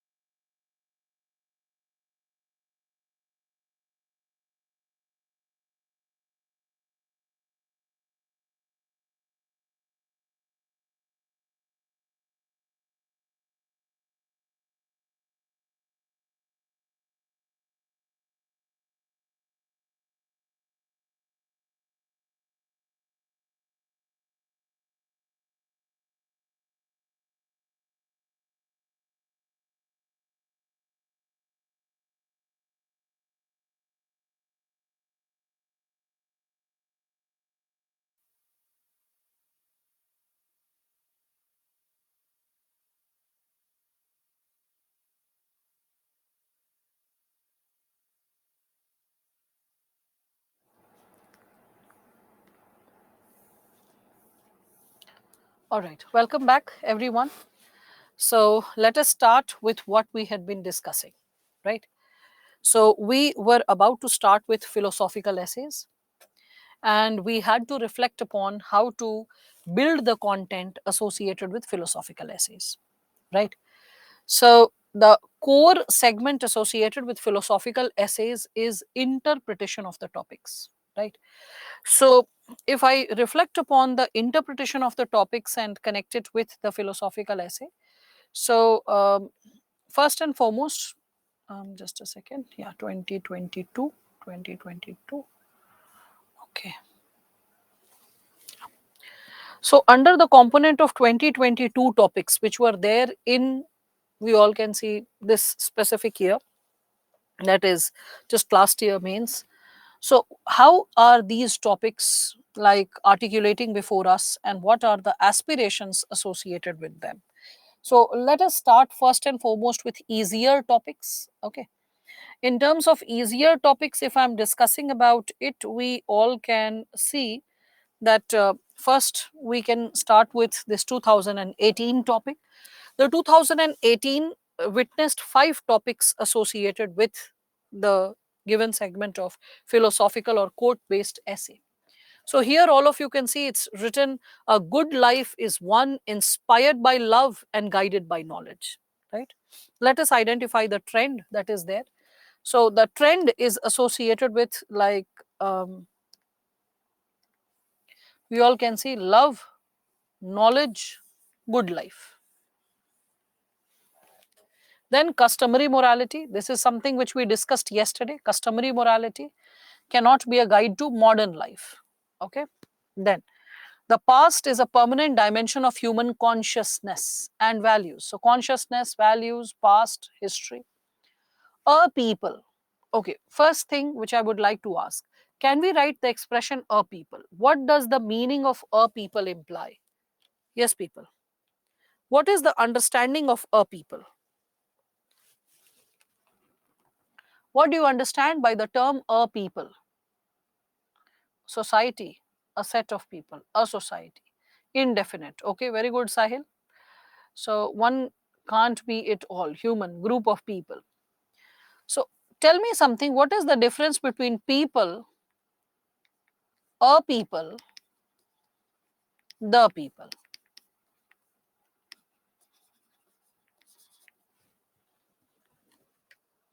Okay, so specific is like a collective group. The refers to definite. Okay, so this is a definite group. And what is people? People is an umbrella term. Okay, so it's an umbrella term, agreed. And a people, group of people who share something in common. No, okay. A people, what is a people? About specific persons. Okay. Something else? Yes. People list specific people. Okay. A people is a narrow concept. It can be any people, any group of people. Okay. Very good, Shivani. Yes. So when we are talking about a people, it is associated with any group of people. Here we can see people is a general term. Okay, people of the world. The people of the world is specific, what like we are hinting to. Have you heard this peoples? If I use peoples of the world, what does this imply? Yes. What is the word peoples? So a people is any group of people. That's what all of you could come up with. What is peoples of the world? All the people. Okay, something else? The people including specific. Okay, fine. Specific area, noun. Everything is noun here. Different types of people, specific. Okay, different types. Very good, Anushka. Different groups of people clubbed together, combined together. Very good, Ravi. Okay. The difference between people of the world or a people of the world and peoples of the world, this is something which all of you need to understand. Like peoples of the world is like more like a thali. Okay, this different communities, you are recognizing them differently, that yes, there are different communities and they are putting up together. That is associated with peoples. All right, peoples of the world. Now when we are talking about the people means any specific group of people, any specific group, okay, whom you are giving stress or importance. The people of the world means they are supposed to do something important, so there has to be some kind of importance. A people means any group of people. Okay, so that's how you're supposed to understand. Simple words, look very similar, sound very similar, but they can alter the meaning of the sentence. And when you don't understand a sentence completely, the capability for you to create insights, dimensions gets affected, right? So I hope all of you are understanding this, that the component of people identification is distinct, and when we are talking about a people, you can connect it with, like, the distinction again is there, but no specificity is there who is that community. And when we are talking about people of the world, it's more like khichdi, where you mix every community, irrespective of its language, race, identity. When you mix everyone, then you say people of the world. And when some important idea or segment has to be shared, then you say the people of the world. Okay, so everyone is understanding this expression. What is this segment associated with a people? So that values its privileges. Values means gives importance, gives importance. So gives importance to its privileges above its principles, loses both. Who can explain this? That values, that gives importance to its privileges above its principles. Principles here is associated with values. So we can see the term values over here, values again over here. Okay. When we are talking about love is also a value which needs to be exercised. Customary morality is connected to values. So every topic, like we can say, is indirectly associated with it. So, well, when we are talking about this, a people that values its privileges above its principles loses both. What does it imply? Something too much destroys. That's a very simplistic explanation. Person who undermine his principle in order to earn privilege don't get both of it. Yes, that's what it implies. That's what is written. Okay. So if you don't do hard work, you lose comfort. Okay, okay. Okay, let me give you an example associated with one of my students, and you'll get this. So what happened, this boy, after becoming a DSP, he was like, basically he got selected as an IPS. In probation he was posted as a DSP, later like would be promoted. Okay, so what happened was that when he was posted as a DSP in one of the districts in UP, which was in the border area of Nepal, India. Okay, so he got a tip that some drug trafficking is going to happen, it's going to take place. So he was supposed to like catch hold of the drug cartel, and for which every vehicle had to be inspected. The order had come from above, so he was very diligent about it, and what he did was he himself was present. Okay, when the vehicles that were just passing by, they had to be cross checked. So what happened was that he was getting every single vehicle checked. That was taking time, no worries, but he was being diligent about his duty. Now what happened was that coincidentally the DIG's wife, she was traveling to Nepal for some shopping, some work. So she traveled all the way to Nepal. And when she was coming back, this fellow stopped the vehicle and he wanted to search it. So she felt offended and she was like, do you even know who I am? I'm the DIG's wife. He's like, yes, ma'am, I can see this is the official vehicle. So I totally respect your position. But the issue is that we have to cross check the vehicle because this is an order that has come from above. So she's like, don't tell me what orders are. And he was like, yes, ma'am, I really apologize if it is hurting you, but it's just a 2 minutes exercise.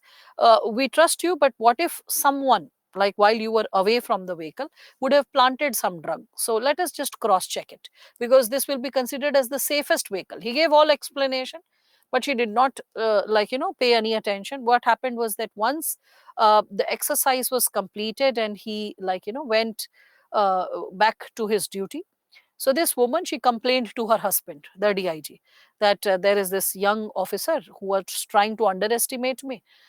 He was trying to show off that he knows the rules and regulation, and he was kind of he like rude to me, because he tried to search the vehicle and he doubted me when this operation was going on to search all the vehicles associated with carrying a drug cartel. So that was so improper, and I want that you actually teach him a lesson, that he always respects and regards that who all ought to be respected, and how hierarchy needs to be respected at all times. So the husband, like a fool, he accepted, and what he did was he suspended this young officer on some false charges. So what happened was this officer challenged the false charges before like Home Ministry, and he wrote a detailed report to Home Ministry saying that he is free of any kind of guilt or any kind of mistake, and he has been falsely implicated. So when inquiry was set up, it was found out that yes, the DIG had falsely fabricated a case, and he got trapped in that problem, and it was basically a problem associated with this given response that had come. So when all that was like expressed, what was found out was that this boy, when he was stuck up in that specific situation, you can see that this boy, he was like he was found out like free from any kind of guilty, any kind of mistake. And what happened was that this boy was reinstated back to his position, and it was the DIG who was suspended. So why was the DIG suspended? This, any group of people, any person who is valuing, who is giving importance to privileges, the privileges that is coming from the post position, okay, above the principles, above the, we can consider the values that the person has to enshrine, loses both, loses the importance of both the given possibilities. Okay, so that's what the topic says. If we connect it with, so I hope all of you are able to understand this, right? Yes, the idea of nishkama karma is ignored. Very good. Like XY, as you are able to suggest that, right? So in this given topic, even you could, like, when you are substantiating the content, you can always see like caste system, as it became closed and rigid, it started glorifying the privileges above the principles on the basis of which Varna system existed. So the purpose of the Varna system was to create bifurcation related to work, that everyone is like, doing their own work diligently as per their occupational status. Anyone could do any work, and anyone who was expert in their work was the person who was like we can consider any person who is an expert in the work should be getting like an opportunity, right? That person ought to be getting an opportunity associated with the work that they perform. And that's why the Varna system was initially an open system. And another thing was that the Varna system was based on three gunas: the sattva, the rajas, and the tamas. That is associated with also the chapter of attitude. The different individuals can possess different attitudes. So people having sattva guna will be like trustworthy, loyal, honest. They will be people of integrity, and they will be wisdom, people full of wisdom, wise people. Okay. Similarly, rajas people who will be also like who will be, we can consider, associated with luxury, who will be associated with bravery, courage, fortitude.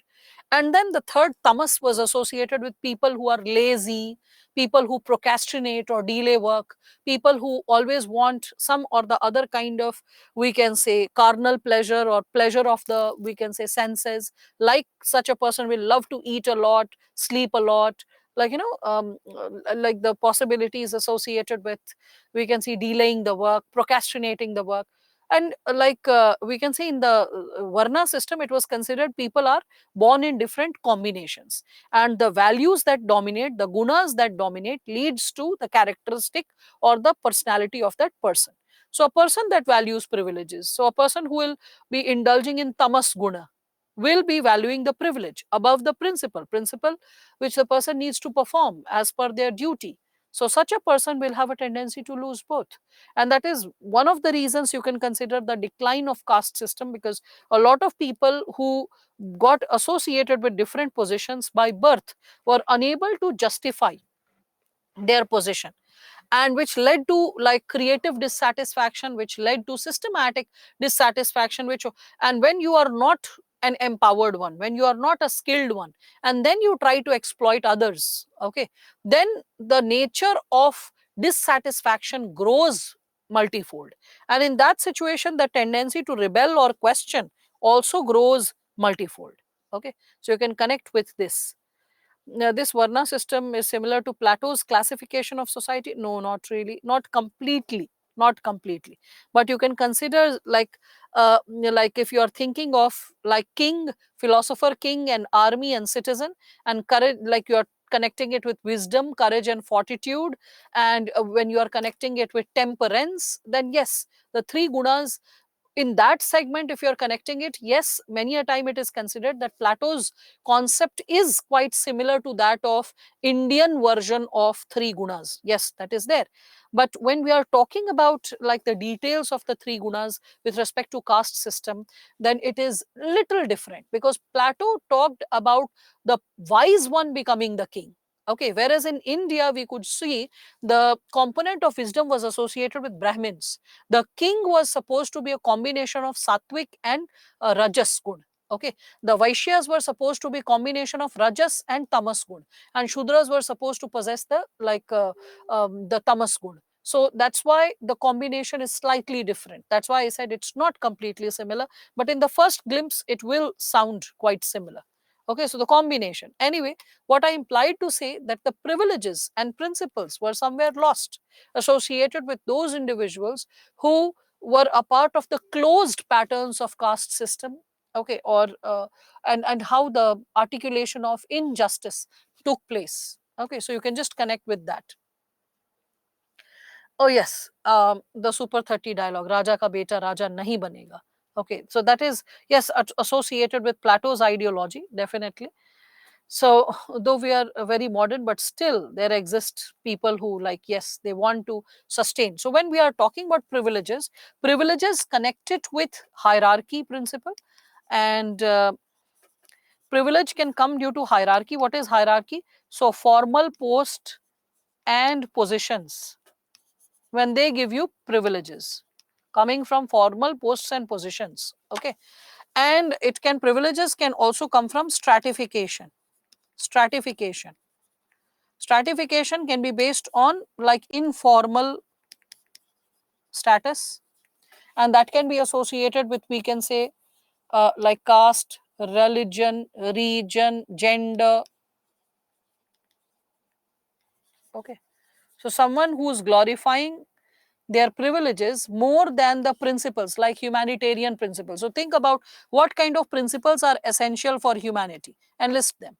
So if a person is giving more importance to their position, their privileges, such a person is who is compromising with the values for the sake of privileges. What kind of values? So recall all the broader human values. Okay, from compassion to, we can consider, integrity to accountability. Think of all of it. Okay, unbiased behavior, and if any of it is getting compromised, how the person would lose both in the system. So connected with bureaucracy, connected with politicians, connected with like, so politicians, when they abuse or misuse power, how over the time period people ousted them from power, how bureaucrats who have abused power, how they have been caught hold and they have been suspended. Okay, and why, again, like you can remember Santanam committee and all those committees which were encouraging to amend Article 311, so that other than suspension, removal is also possible. Post independence, we have hardly seen like many removals despite so many cases of corruption. So think about all of it. Okay, this Varna system is similar to Plato's classification. I hope all of you are understanding that why it is like not very similar to Plato's classification, though it looks like similar. Recently, Rahul Gandhi jailed due to lack of principles. Okay, but refrain from contemporary political examples, because you don't know who is evaluating your paper. You are writing against PM Modi or you're writing against Rahul Gandhi, and you don't know that your examiner, what kind of political ideology the person is sympathizing with, and the person is trying to see that beyond Rahul Gandhi what other slipshots, because that's showing non-partisan behavior is not there. You are having a partisan attitude. So the person will try to find similar faults related to your where else do you slip with your values, and all those areas will be encapsulated. 30 to 35 negative marks, penalty marks will be slapped, and you'll be like, hey, how come I got such less marks? That will be the reason. Okay, so just don't go ahead with any kind of partisan opinion. All right, can we use the examples given by me? Yes, yes, you can use them. That's perfectly fine. Okay. You don't have to get into individual glorification. So taking the name of officers is not necessary. Just recalling the incident briefly is fine. That can act as an anecdote which is starting the essay. So yes, that's also there. The conviction was on stay. So very true, Jasi. Anyway, we are not getting into a political leader's conviction over here. Okay, what we are implying is, and it had nothing to do with this topic also, a political issue should not be dragged in such a topic at the moment. Okay, so current good or bad, any example won't work. Any current good or bad will work except political. Don't take politicians name. Contemporary politicians name should not be taken. The environment is too heated and too regimented. Don't fall a victim to it. All right, be more apolitical, be more non-partisan, because that's the demand of the exam also. Fine. Are there any civil services values, any values for politicians? Yes. Basaiya, if you remember, there is a chapter dedicated to values or code of ethics for ministers given in your this book Subarao, which is given by Byju's. Read that. Okay. That's why when you read, it boosts, it encourages, it enriches the details of your preparation. Fine. Getting this. Reality does not conform to the ideal but confirms it. See this one. So reality does not conform to the ideal but confirms it. We have already discussed this. Okay, this. So we have sorry, not this. We have discussed this one, the above one. So you all can see the nature of questions. Ideal. What is the ideal? It is associated with values. So in this 2018, the core points which we can take out is values. Another area which we can take out is conscience. Okay, so conscience or consciousness. We can take out another point is knowledge, and another point we can take out is love. Right. Next, 2019 section A, wisdom finds truth. Another keyword, truth. Wisdom. What is wisdom? So all of you know what is wisdom. Darshan, Dhyan, Karma leads to wisdom. I have shared it multiple times. So you collect facts, factual exploration. When done, it leads to knowledge. When knowledge is introspected deep, it leads to wisdom. Yeah. So wisdom finds truth, because when you introspect deep, when you contemplate deep, you try arriving to the truth. That's what. Right. So this is what you are supposed to do. Can I take the name of Pooja Singhal? Yes, she is a convicted criminal, so you can take her name. Okay. Writing is not visible. Payal, please refresh. From my side, things are fine. Wise is she who knows she doesn't know. Yes, so very true. That's also there.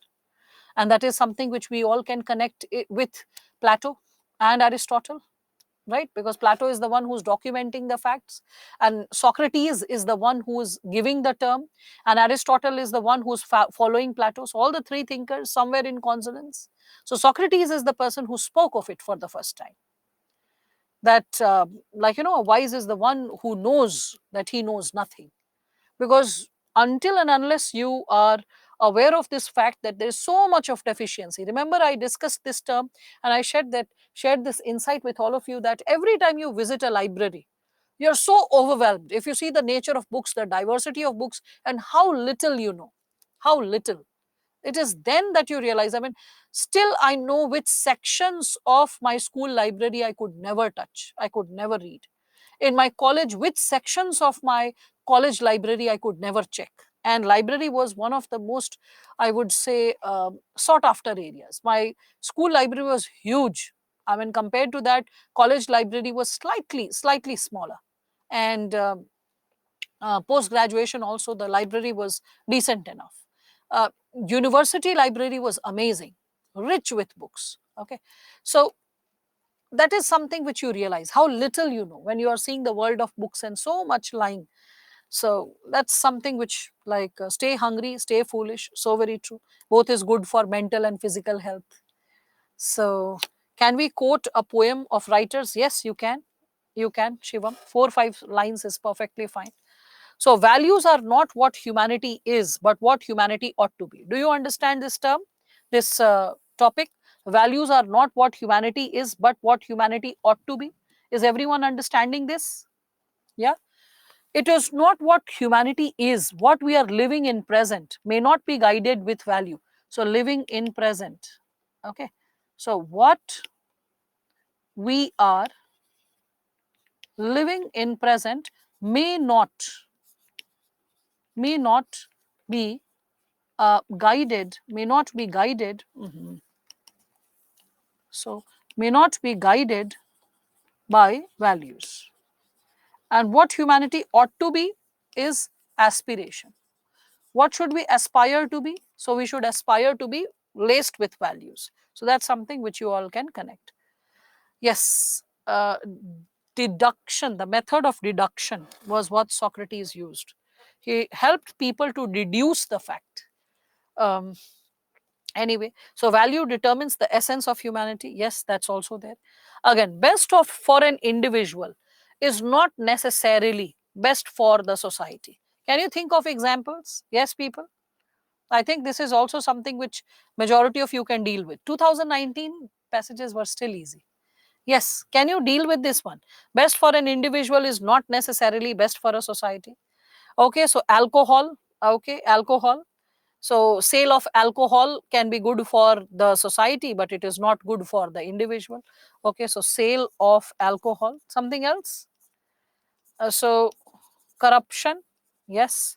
So corruption can be good for an individual, but may not be good for the society. Okay, luxury items. Luxury items is contestable, Vartika, because it can be good for the, like, individual is experiencing the luxury and society is gaining profit. Okay, nepotism, favoritism. So nepotism, favoritism. What else? What else? Can we connect? Hitler. Okay, okay, all right. What else can we connect? Family centric morals. Okay, something else. Debate and everyone is necessary. Okay, dowry. Okay, very good. Dowry. Freebies. I can give an insight related to freebies though. Okay, not paying taxes. So that's a form of corruption. There are different types of corruption. Yes. Racism. Okay, let's call it slavery here. So this crime, all forms of crime, corruption, crime, all forms of deviance, you can think of it. Okay, so I think you all are understanding this topic. Best for an individual is not necessarily best for a society. Okay, an individual is demanding right to freedom of speech, but that speech is causing rioteering. Okay, riots in a society. In that situation, that freedom of speech may be good for the individual, but not in the larger interest of the society. So we need to balance. So here you can write the balance between fundamental rights. Okay, oh, I speak fast and then. So you can also discuss balance between fundamental rights and fundamental duties. Okay.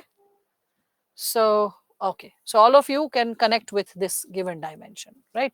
You can keep, these are just examples. You can keep enlisting the examples further and you can keep substantiating the given segment.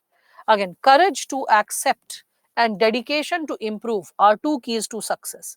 We have discussed the terms courage, dedication associated with highest form of commitment. So many examples, insights. I hope you can deal it with the ethics paper content, right? Yes, very good, Nirmala. Freedom of movement in COVID, that can also be connected. So, freedom of movement during COVID. So, any form of deviant act, crime, whether it is terrorism or anything, you can just talk about it. Yes, so foundational values of civil services, you can see, is making a glimpse over here. Component of wisdom and knowledge. In previous slide, we all could see here knowledge was given. So knowledge, wisdom, we can now consolidate. Civil services values. Now you can see what topics are like like reflecting. You can see that, right? We can enlist it. The topic like truth. So 2018 plus 2019, if we are trying to identify the trend analysis, this is what we all can see, right? So after seeing this, I hope all of you can connect what topics needs to be prioritized. We'll get back to this again.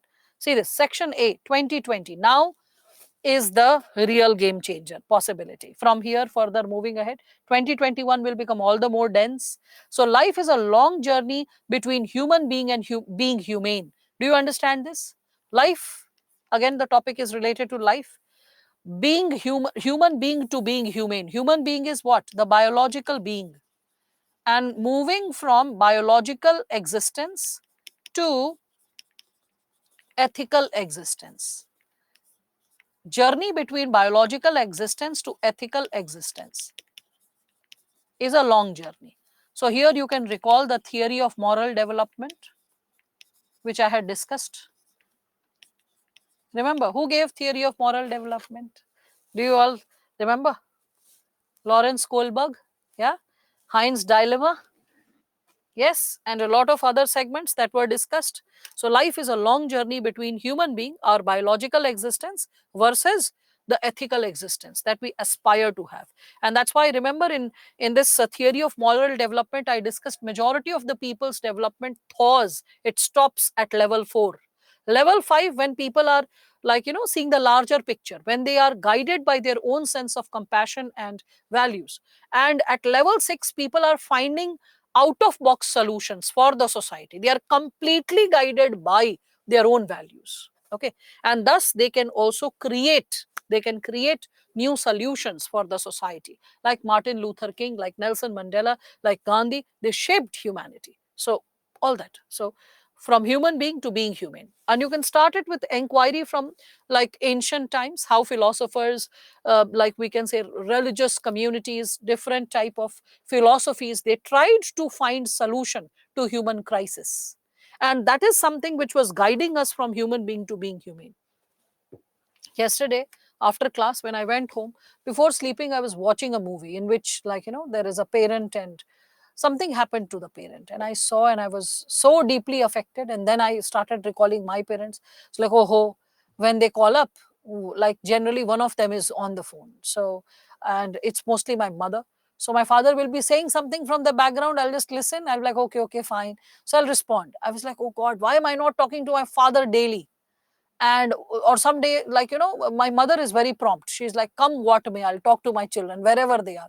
So that used to become sometimes tricky, especially like when I went to University of Kashmir, and when the during flood, the the lines had got conged off. Or suppose I'm traveling internationally, and then in that situation, sometimes like there are long flights and there is no connectivity. So those are the times only when she is compromising and adjusting as per my suitability. But on an average, she is very particular about making calls. So when we are speaking of this given dimension, human being and being humane, okay, so with respect to this, we all can connect this given idea that, when I was talking about my parents, I suddenly was like overwhelmed. And just imagine the situation, I was overwhelmed thinking that, oh my God, I cannot even imagine losing my parents. So why am I lazy about not talking to them daily? And there will be, because old age is catching up, and there will be a day when probably they won't be there. If I'm not there for the first, like the first one to go, then that's not a problem. But if either of them is not there, it will come as a massive blow to my heart. I cannot really take it even at this age. I don't know how kids cope up with the loss of parents, and how they gain that strength in their personality. So I was just thinking of all that, and then while I was thinking, I was sulking, I was also crying, I was also thinking, but Buddha has said that death is inevitable. The pain is inevitable, disease is inevitable, pain is the truth of human life. Okay, dukh hi satya hai. That is the only thing which is the constant. The pain and pleasure, they will just keep coming and going in our life. We have to learn how to respond to it more effectively, in a more balanced manner. And when I reflected upon that, I was like, so very true. And probably I need to learn how to process such emotions, whereby I'm not getting too over attached. Yes, sadness is inevitable, as Buddha had said. That, like, for example, when he lost his favorite disciple, he was like, his disciple said, Buddha or Tathagat, you have attained, like, nirvana. So don't you feel sad when you see that your favorite disciple is gone? It's like, yeah, I mean, emotions will come, they will affect your heart, they will affect your existence. You being sad till the time you're like in the human garb, being sad is inevitable. You will get affected by emotion, but when you attain that wisdom, you know how to process that emotion, you know how to respond to that emotion. So it's not that you will not get affected by anger, sadness, happiness. All this will affect you. It will not only affect you emotionally, it will also affect you physically. There will be physical responses to these kind of emotions, but we have to understand the futility of these emotions, the impermanence of these emotions, and we have to observe these emotions, how they come and go. And what really remains, okay, is the truth that we have to experience. And that is something which is going to take us to the state of equanimity, the state of balance, right? I hope all of you can understand this, right? So, um, overthinking is good or bad? Well, Neetu, I hope you would have attended the ethics class. Then you would have understood that there is nothing like overthinking. And it is only thinking which has led to innovations in the world of philosophy and science. And that is how you are able to text me, because someone was ready to think beyond what is existing, beyond the physical material existence. And that's why you are having a solution to text me in time in a live session. So, what is overthinking? The idea of overthinking you need to understand. So, if you're like leading to a loop of thought, that's not problematic till the time you're observing your thought. And along with observation of your thought, you're constantly critically analyzing. That's not a problematic thing. Okay. Only when people get into a loop of depression, or they are like over harping on an issue whereby they are unable to balance their thought process. Imbalance any day is nonsensical. Imbalance any day is torturous. Imbalance any day will be leading to death or decay or disease. So I hope, Neetu, you're understanding how to reflect upon the dimension. Okay. So, Dheeraj, the next ethics class, I had announced it. I repeat it once again. Coming, not this one, next Saturday, Sunday. Okay, weekend batch. That will be 12th and 13th of August onwards, every weekend. It will be more like a marathon session. Okay, now, so fourth, be like sadagi में भी कयामत की अदा होती. Okay, all right. So I hope all of you are understanding this. Human being to being humane. And I hope you have a lot of segments associated with माँ मुझे भी मनुष्य बना दो. Wow, Abhishek. Yes, Swami Vivekananda had spoken that, and you are able to connect with it. Amazing. In philosophical as well as other essays, can we write about Prophet Muhammad? Yes, yes, you can. You can talk about Islamic scholars, you can take insights from Bible, you can take insights from Quran, you can take insights from Gita. Keep it little balanced. Okay, when you're quoting, like, don't be only associated with one segment. Try to bring in balance of philosophers and thinkers. Okay, so that when the person is reading, the person finds you scholarly, not aware of one religion and not other ideas or perspectives. So try to make the essay scholarly, okay, not religious. Whenever you're quoting religion, that is something which I can advise to all of you. Those scholarly insights, philosophical breakthroughs do come from religion, and we have quoted it heavily in the ethics class as well. All right. So when I was discussing idea of like goodness, I quoted Quran. When I was discussing about the idea of jihad, I quoted Quran. So that's how you are able to discuss. So yes, so Swani teen hi jagah cha, aaye veena bhikhari. All right, Sakib.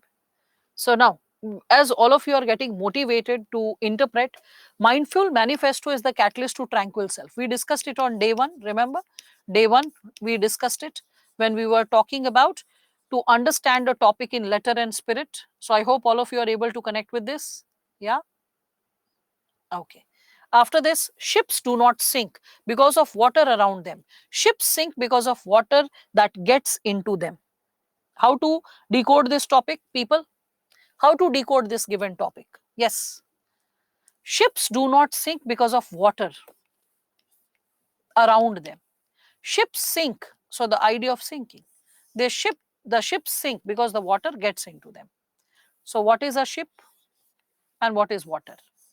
So water, we can consider challenges which are external to the system.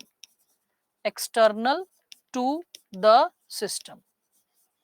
So challenges external to the system. And as the challenges they enter into the system, they can create like damage, rupture, depression. Okay, any such word you can connect. Now, when we are discussing about this, what is ship and what is water?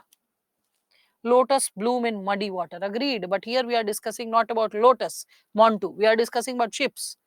What can you connect ships with? People are not born corrupt, but external environment makes them corrupt. Okay. People don't affect problems. Ship. What can you connect ship with? Ghar bhedi. Okay, bad thing. This. See, this is the power of. Very good, Abhishek. You are moving steadily. Very good, Femina. Bit by bit. Santosh. Okay, all right. See. Do you remember in brain mapping when we were discussing about the segments, there was something associated with levels? Remember levels? And under levels, we discussed individual, family, region, organization, national, international. Remember all that? Yeah. So connect it with this area. Ships. If I connect the idea of ships with individual. So individual, when we are talking about it, so individual, family, okay, connect it with like let's say organization, region, nation, state, that is country, world, and now identify their water. What is water for them? See, and when you are discussing about water, simultaneously water is what? All the challenges associated with them, right? And in this given process, you can connect types of individual, types of family, types of organization, types of region, types of nation state, like not world, definitely not world, and how every type will have a different type of challenge, right? Connect it with also dimensions. This is how you build the content. Connect it with dimensions. So for individual, what can be the economic challenge? What can be the cultural challenge? What can be the political challenge? What can be the environmental challenge? Right? What can be the psychological challenge? Think about it. Again, with respect to quotient, what can be the challenge with respect to physical development or physical quotient of an individual, intellectual quotient of an individual, emotional quotient of an individual? Challenge. Is everyone able to understand how to build the content? How the methods that have been trained in the past are helpful to build and recall the content in the present? Huh? So all those students who are struggling with ethical essays or philosophical essays, oh my God, I'm feeling so jittery. Now you must be feeling little confident that yes, if I am able to recall from GS all the 4 papers, and if I'm able to first understand the topic thoroughly, after understanding the topic thoroughly, am I able to pick the core areas which have to be played? And whether I'm able to bifurcate those areas, open the fan, open the multidimensional aspect of the topic, I'll be able to build upon the essence of the topic. Yes? Okay. So yes, you can think of like challenges of nuclear family, challenges of joint family, challenges of family living in post-industrial society, also called isolated nuclear family, where parents are hustling for their own career, job, their own like aspirations of life. Child is hustling for his or her own aspiration to life. So the challenge is empathy and understanding and sense of connectivity in the family, because everyone is busy with their own like segments. So think about so many things. Oh, there's so much, right? Again, the water, if we are thinking it politically, if an individual abuses or misuses political rights, what happens? How that water creates a problem. So this idea of water, till the time we are aware that this problem exists in society and we are empowering ourselves that with specific values, ideals, so that those problems do not enter our system, our existence, our family, our society, our organization, our region, our country, or our world. We are able to save ourselves. But the moment we fail to take care of it, it is then that sinking can happen for the individual. The individuals decline, family, the family values decline, and disintegration of family organization. Okay, region, nation state, umpteen examples, umpteen segments. Okay. Yes, you can think of vulnerable sections also, not child level, Santosh. You can think of vulnerable sections. In vulnerable sections, individual can be thought from the perspective of gender, can be thought from the perspective of caste, religion, race, age. Getting it? Okay. Can I code that? What do you want to code, Shruti? What encoding do you want to do in this? So for recalling the content, when we are talking about it, recalling the content, this is how you like push it up, you surface it up. So first memorize the topic.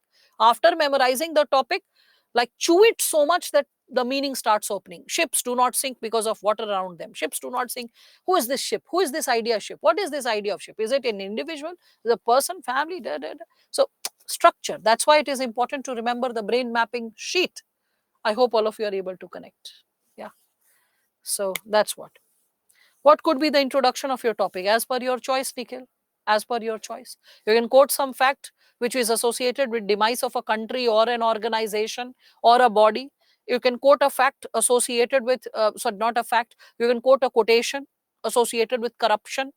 You can start the, let's say, essay from raising questions, different scenarios, and what is common about them, and then discuss that the commonality is the water or the challenge which entered in these individuals. So different scenarios you quoted, raising a question towards the end, what is common in all these patterns of, we can say, devastation, or the negative consequences which have been discussed in the above cases, and then you are responding to it like that. So multiple types of introduction can be started.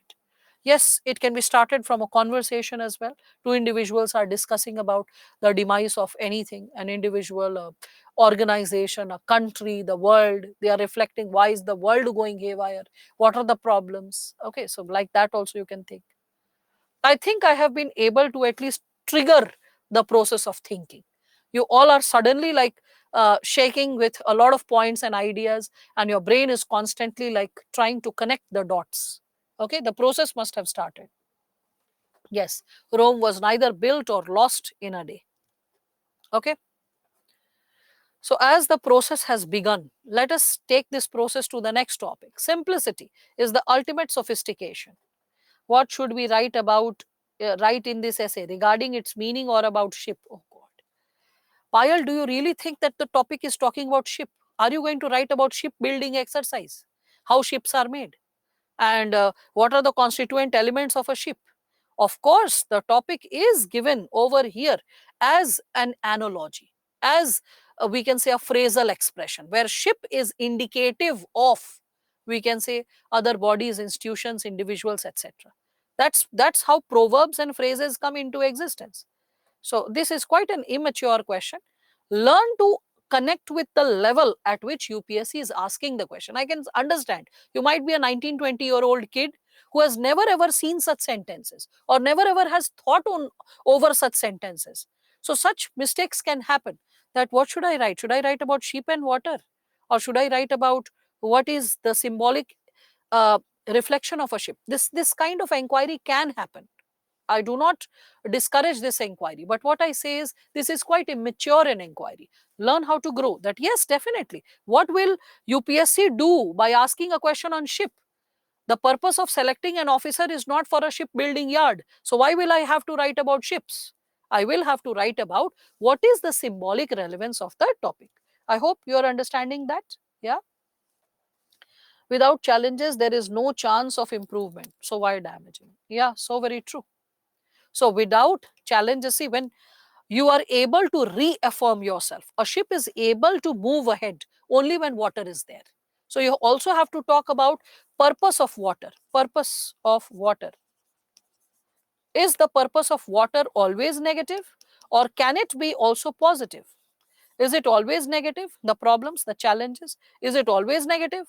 Or can it also be positive? So, as Kabir Das said, Nindak niyare rakhiye, angan kuti chhawaye, bin pani sabun bina, nirmal kare subhaye. So, keep your critique close to you, because when a critique is close to you, without any soap and water, you are able to cleanse your environment, your possibilities, and your we can say strengths are like further getting enhanced or strengthened. That's what he implied by the given quotation. So, who is a critique? A critique is like water. If you believe what the critique is saying, you lose confidence. You will lose like capability to get empowered. But if you're listening to the critique, if you're taking the criticism like a pinch of salt and you're working towards self reformation, you are able to bring about a breakthrough, right? India will sink no matter how many neighboring enemies are there. It can sink if its own people go for a civil war and internal conflict. Yes, Jitu. Yes.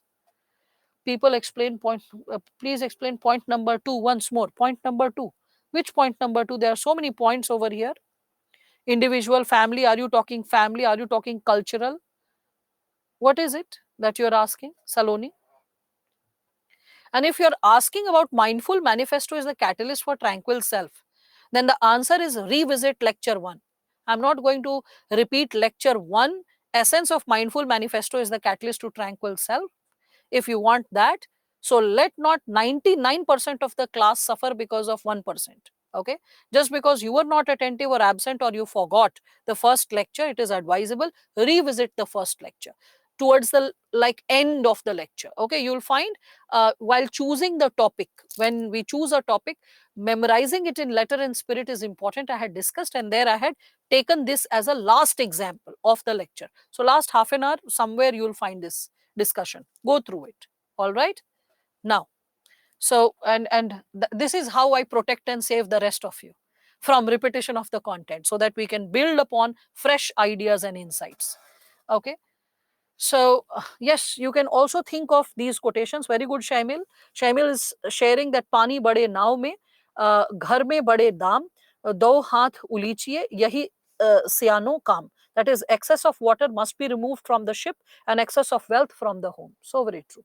Okay, that's why you see, if you're really affluent, you're supposed to give your children like pocket money, and they should earn it with hard work, so that they never forget that money does not come easy, and one needs to work towards it, to earn it, to get that position and that power and that affluence. Okay, so yes, that's so very true, Shaimil. And so water, when we are talking about water, does water have a purpose? So yes, water has a positive purpose also. It makes you aware of the strengths and weaknesses. It prepares you better. It encourages consciousness or a conscious state of existing. Okay, and it also saves the given possibility. When we are talking about water, we can also connect with this given idea that it also strengthens the possibility associated with like we can consider mm, what kind of potential threats can happen in the future and how we can prepare ourselves beforehand. Okay, I hope all of you are understanding this. I appreciate all those students who are sending like quotations of different languages, and you're sharing the translation of it as well. I appreciate all of it. Okay. So all the examples, all the translations that all of you are giving, I really appreciate the effort and your capability to think deep now. So that's amazing. Saloni, I hope you're understanding this. Okay, you're understanding this, and most importantly, you're understanding that if some other student would have done the same for you, that you have attended this part, like ships do not sink. And suppose in the 6th lecture, someone says, ma'am, please explain ships do not sink. And you have listened to the explanation, like folded hands, you'll be thinking, nahi, nahi, ma'am, mat samjhayega. We have already understood. So, or should I take a washroom break? That is the tendency that happens, Saloni. Okay. So it is not specifically for you, it is for every other student. If something has been discussed in great detail, right now, if someone says, ma'am, please give a brief glimpse about what is brain mapping. So I'll be like, please attend lecture 2. Lecture 2 discusses entirely about brainstorming and brain mapping. Okay. So that is like saving everyone from any kind of garbage discussion, any kind of repetitive discussion. Let the discussion be thought provoking and creative at all times for everyone. Okay. So I appreciate everyone who has come up with amazing examples, solutions. Okay. So, translated quotation, Sakib, you can always identify a lot of, a lot of quotations. There's no end to quotation. Topic will differ, so will be the quotation. Okay. So, there is no end to quotations. With the change of the topic, quotes can differ. So, focus on understanding the topic and identifying the core important topics and then preparing a list. So, water is problem. So when you are overcoming the challenge, what are you guided by? How do you overcome challenges? By finding the values and the strengths. So indirectly, the component of values will come in every topic. You'll see that. Again, simplicity is the ultimate sophistication. So you'll find it, Kaushik, on day 6 as well as aaj bhi kuch hai kya? Maybe let me see, because I have like quoted, we are spinning already the essay. So I will show you, Kaushik, when you are like struggling with this, you will find that how toppers write on the day 6 material. You'll find some glimpse of how toppers do write, and also on Telegram you'll find readily available. But please, before following a topper, see the marks. See the marks, how much the person has got.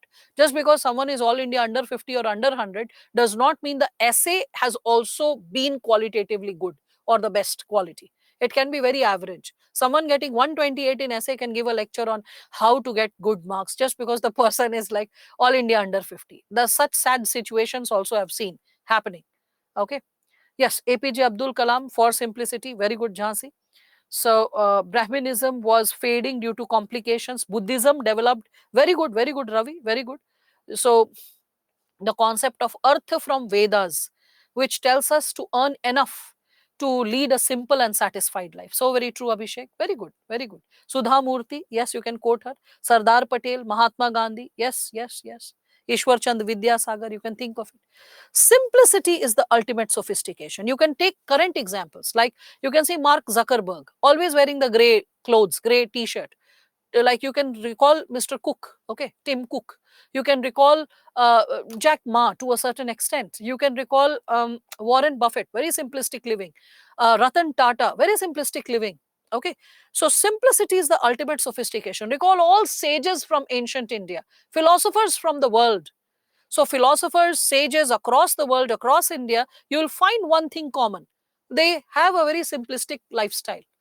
Bare minimum possessions, bare minimum life, bare minimum segments. You know, when I was your age and I was thinking that, oh, the day I earn, I'll do this, that. When I started earning, I started on a good note, on a healthy note, and I started making decent living. And then started the cycle of, consumerism, whereby, my cousins, my friends, everyone who was into the pattern of consumerism, they were suggesting goods and services and the kind of qualitative indulgence that ought to be there. And there were times when I was also into conspicuous consumption. The term conspicuous consumption is associated with what? When we are uh, like uh, purchasing luxury goods and very expensive goods which are unnecessary. Okay, so I also got into that mode.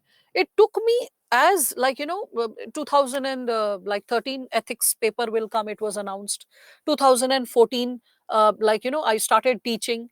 And as not only these words which we are exposed to, these words were not only just mere words that I was reading.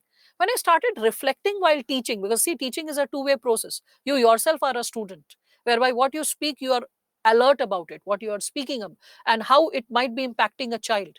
And as Gandhi, you remember the Jaggery experiment, that when he had to inspire a child, he not to eat jaggery because it is unhealthy. When the grandmother got the child, he said, get the child after a week. And he discontinued eating jaggery, and then he said the same. And the grandmother was like, why did you take so much of time? To which he said that, because I myself was addicted to eat jaggery after food. How could I advise something to a child which I was not following? So the same thing, when in the process of teaching I started reflecting, the alertness, the consciousness, that these values that I'm talking, am I following all these values in my day to day life? And when those moral inquiries started, okay, the greater the length and breadth of examples, perceptions, what's happening, since when all these possibilities are happening in the society, what kind of, like, world am I living in, this globalized world, this world which is associated with the components of status, power, and class, and how the components of status, power, and class needs to be needs to be questioned, and wisdom should prevail at all time. And for the sake of wisdom, we need to simplify the concept. Remember, Einstein said that if you can't explain a concept to a 12-year-old child or a standard 5 kid, something like that, he said, then it means you don't know the concept. Simplicity. If you really know a concept to the finest detail, you can simplify it to the ultimate level.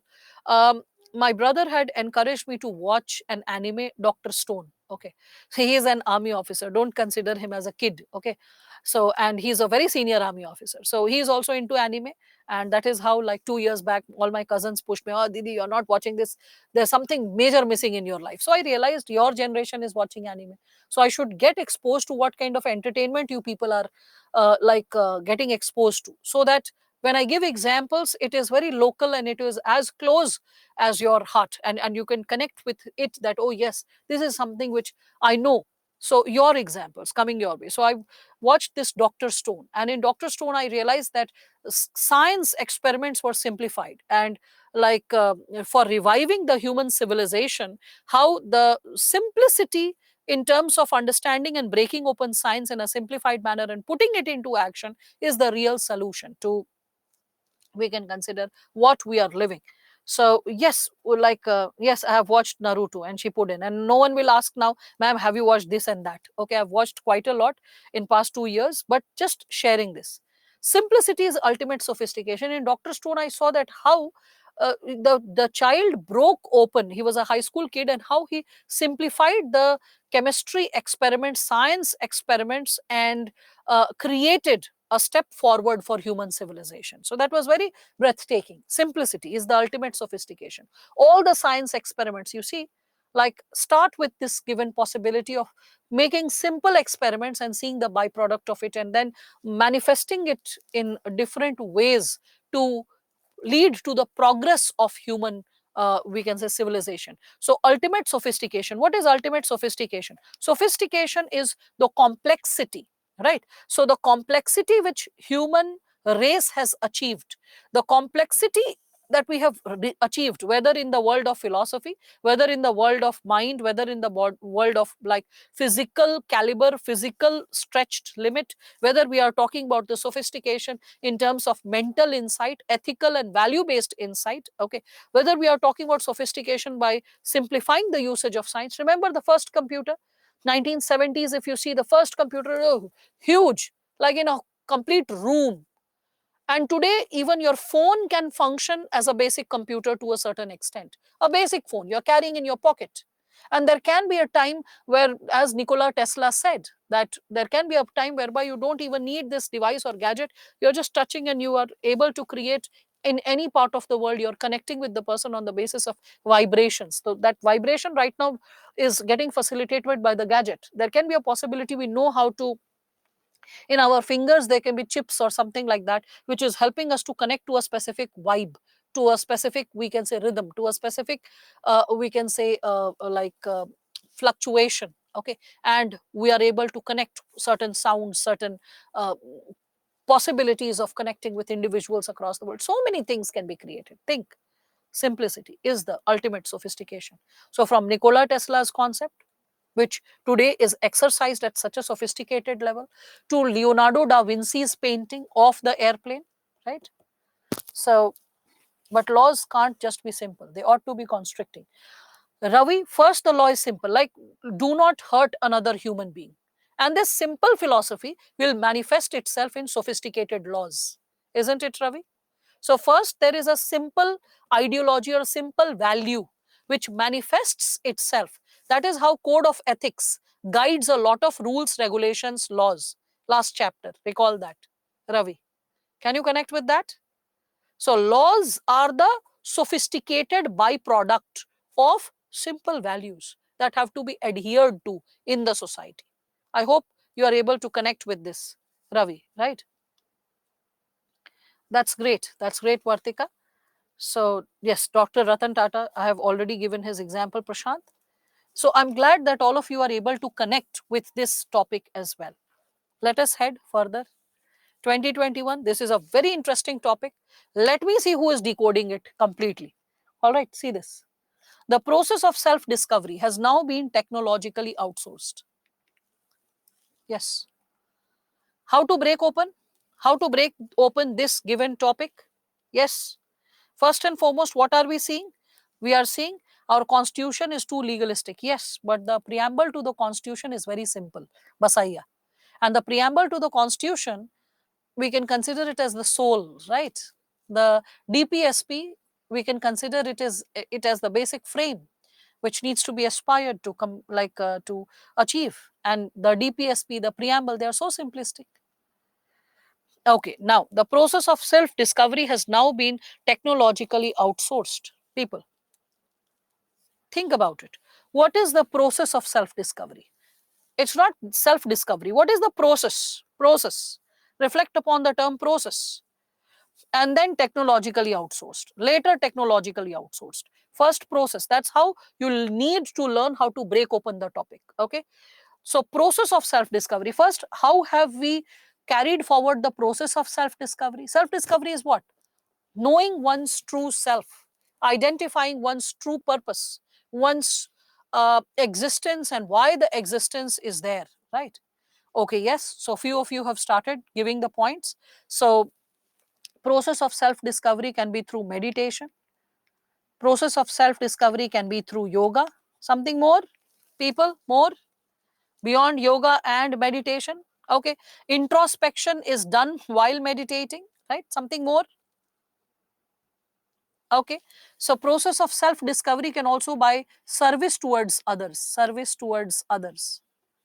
When we serve other people, we are able to discover our compassionate self. It is then that the humane side of us like emanates. Okay, reading good books, very good. So good books, anyone, your example, if it is getting missed, keep typing. Okay, so good books. After good books, yeah, dhyan is meditation, self analysis, education. Okay, education, fine, education. So what else is journaling? Okay, journaling, when you maintain a journal or a diary, those who don't understand journaling. Okay, what else? What else? Ma'am, a workaholic can be used. Workaholic will can be lost in work. Drawing inspiration. Okay, so inspiring people, inspiring philosophers, mentors, mentors. What else, people? Okay, very good. Traveling, traveling. Process of self discovery. How have human beings discovered themselves? Okay, in meditation, you can be doing cooking can become a meditation. Devotion, okay, devotion, fine. So devotion, religious devotion, that's the difference between meditation and devotion. Okay, so religious element gets into devotion, and when we are talking about the given possibility of, like, let's say meditation, it is a spiritual process, it is independent of a religion. Okay, it can be associated with music, dance, whatever is something else, by seeing miseries of others. Okay, observation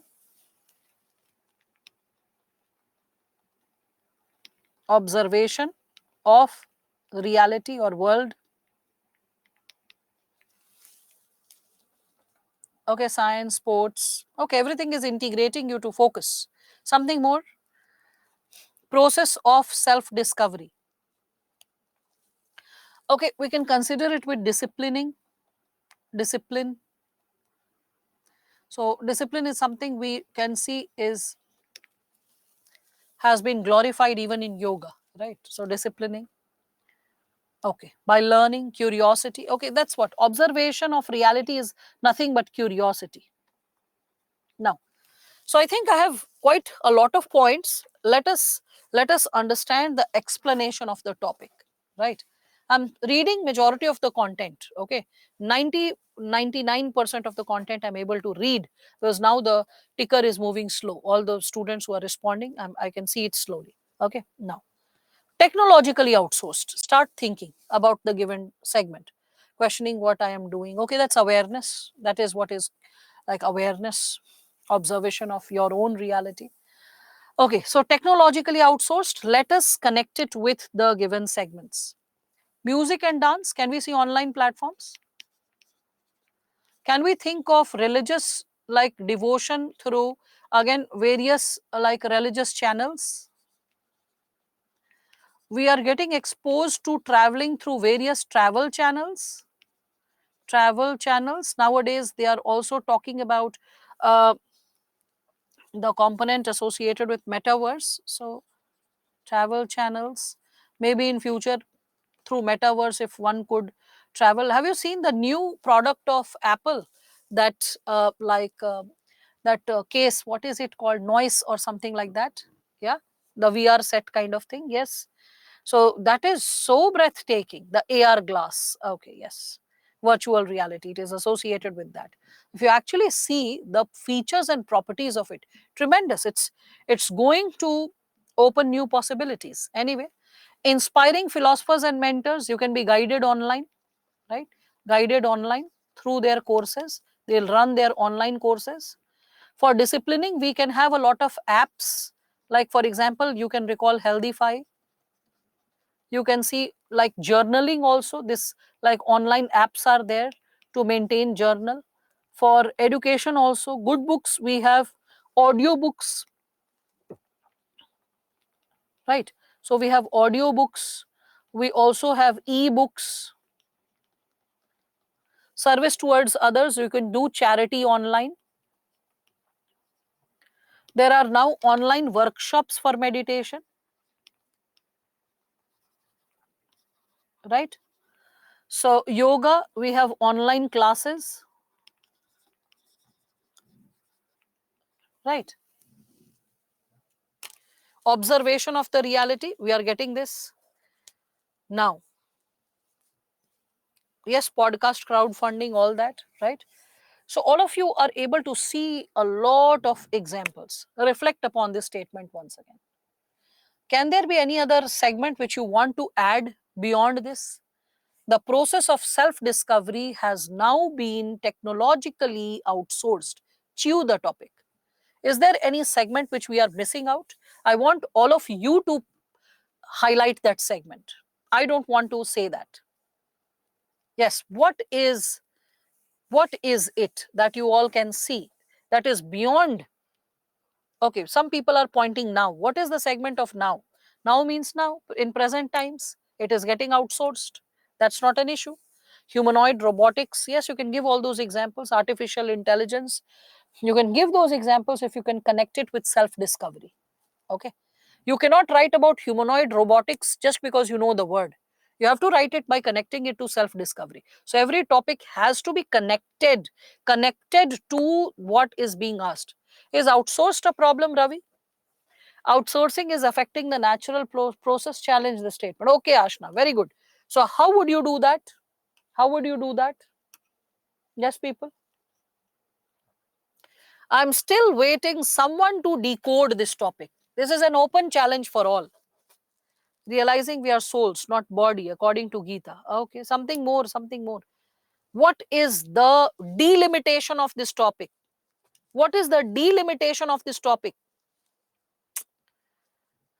Not a single student? Uh-huh.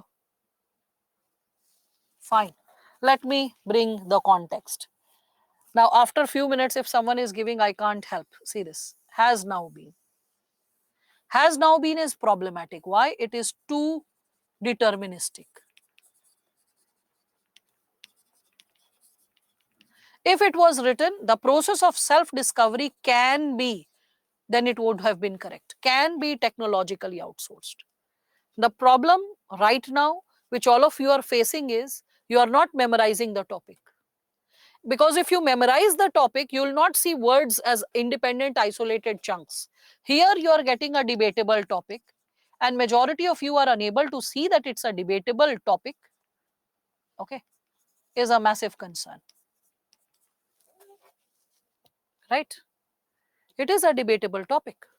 And how come no one spoke of it? How come no one hyphenated this? When I am saying, then you're like, oh, yes, yes, yes, process of self discovery. Even today, people go by traditional methods like pilgrimage, reading the books, the hard copy books, meditating. Okay. We are talking about meditative pods, but that is a future aspiration. Elon Musk is talking about neural link, but that's a future possibility, right? Has now been is too deterministic that it has already been done, but it's not that it has already been done. There are traditional methods which are still existing, right? All of you can connect. So, who is going to talk about debatable essays? What's wrong? Why are you still reading in a flimsy, compartmentalized manner? I could have picked this topic. See, 2018, two philosophical topics I had picked. Could I not pick this one and discuss it yesterday when I was discussing debatable topics? I could easily do that. Why did I not do that? Because I left one in the kitty. That when I'll be discussing it, let me see how many are able to discover. That yesterday we learned it, today let us apply the method. Right? Don't be spoon fed. Don't be spoon fed. Okay? That every time the teacher is hinting and explaining, okay? So, as I shared, this is a debatable topic, and you should have identified by just seeing the helping verb has now been. Do not ignore these simple words also. They have a definite impact on the content creation of the essay, right? Moving further ahead. Your perception of me is a reflection of you. My reaction to you is an awareness of me. Let me give an example and all of you will understand this. Suppose there is this Jat guy. Okay. And suppose there is this Bengali guy. And the Bengali guy goes to the Jat guy and tells him, okay, they are working in an MNC in Gurgaon. Okay. So as they are working in an MNC in Gurgaon, this Bengali guy, he goes and he says that, oh, I know, you Jats are so rude. You are disrespectful to your mothers and sisters. And you use such abusive slangs also, all like sexist slangs associated with sexual body parts of women. So disrespectful. Or I just feel so challenged by seeing your culture. This is so disrespectful the way you behave with your mothers and sisters. It's just not proper. Suppose. Okay. So in that given situation, the Jat guy, suppose he gets triggered, he gets activated. Ye kya bola? How dare you say this? That I'm disrespectful to my mother and my like sister. Do you know me better? Huh? And suppose picks his collar. And he's like, suppose he uses 2, 3 slangs for him. Okay. And this time the slangs are again sexist.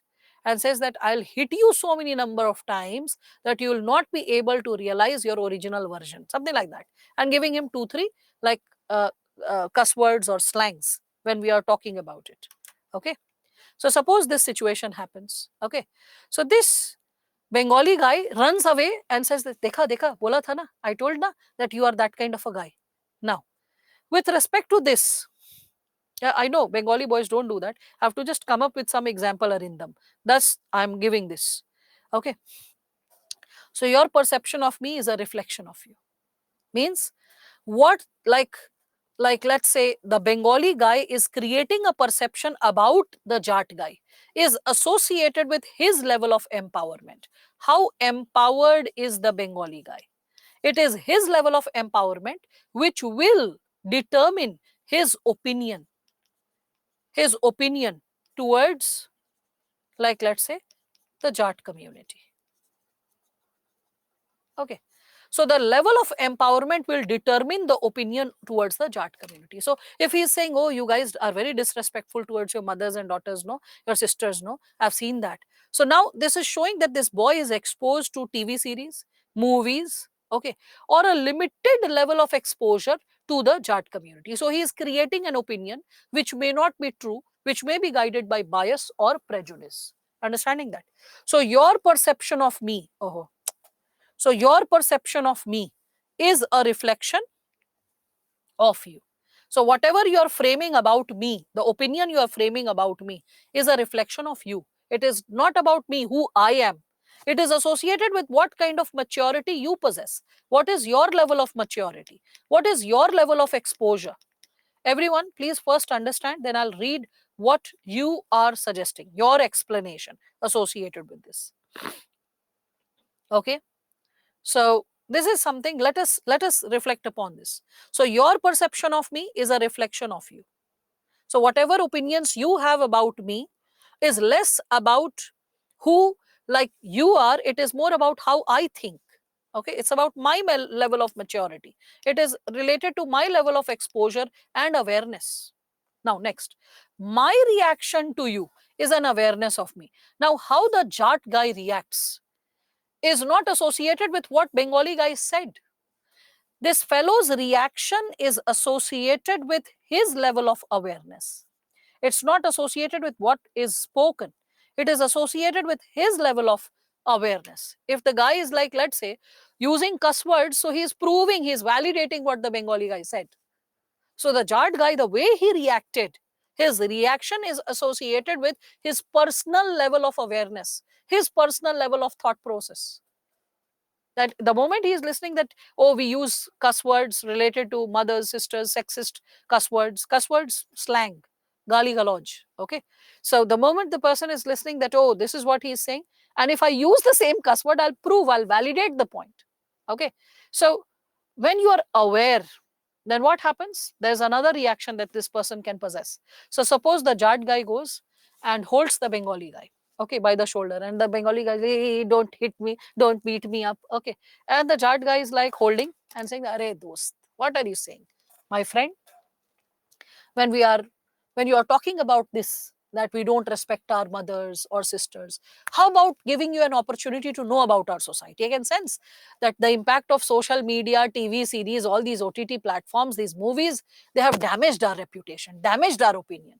That's so disrespectful, that's so, what to say, no problem. So see, just next weekend it is my cousin sister's wedding. I am going, I have to arrange, do things. Why don't you also come along? Have a nice feast, get to know my parents, my sisters, my siblings, all my cousins. It will be so much of fun. So you come along, have a party, and let us like have fun. And then you develop an opinion whether we are truly disrespectful to our mothers and sisters or not. Then frame an opinion, then make a perception about me. So the Jat guy can have both the types of reaction. The reaction is less about what the Bengali guy said. The reaction is more about how matured you are, how developed or evolved you are. Okay. So our reactions are less about the outside world, or the, we can say, reactions or actions or behavior or thought of the outside world. It is more about how we have evolved in our inside world. Right? So we can associate with Krishna to learn how to behave in critical condition. Yes, yes, you can think of that, Payal. You can quote that also. People's preconceptions, comprehension, knowledge about my personality may define my personality for them. Yet this assumption is not really representing who I am. Yes, Neetu, that is what we are discussing. Okay. A little knowledge is a dangerous thing. Yes, that is also you can consider, because that will lead to faulty presumption and not let you get close to the wholesome idea of truth. Right? What you give comes back to you, okay, something like that. But I hope all of you are getting the gist of the topic. Your perception of me is a reflection of you. Whatever perceptions, ideas, ideologies, thoughts you create is associated with your level of awareness and introspection, what you have been exposed to and how you have evolved with those ideas, how you have introspected or reflected upon those ideas to let your personality develop, to evolve. And my reaction to you is an awareness of me. So my reaction, my response, okay, my response to how, like, you would be behaving, how you would be living, is an awareness of me. So my response is guided by what? It is guided by my level of awareness, my level of introspection, my level of thinking. Okay. Can we connect with prejudice? Yes, it is associated with prejudices, it is associated with biases, stereotyping. We do it when our perceptions are not balanced, strong, and guided by truth. Okay. Now, Philosophy of wantlessness is utopian, while materialism is a chimera. What is chimera? In this context, chimera is associated with Maya.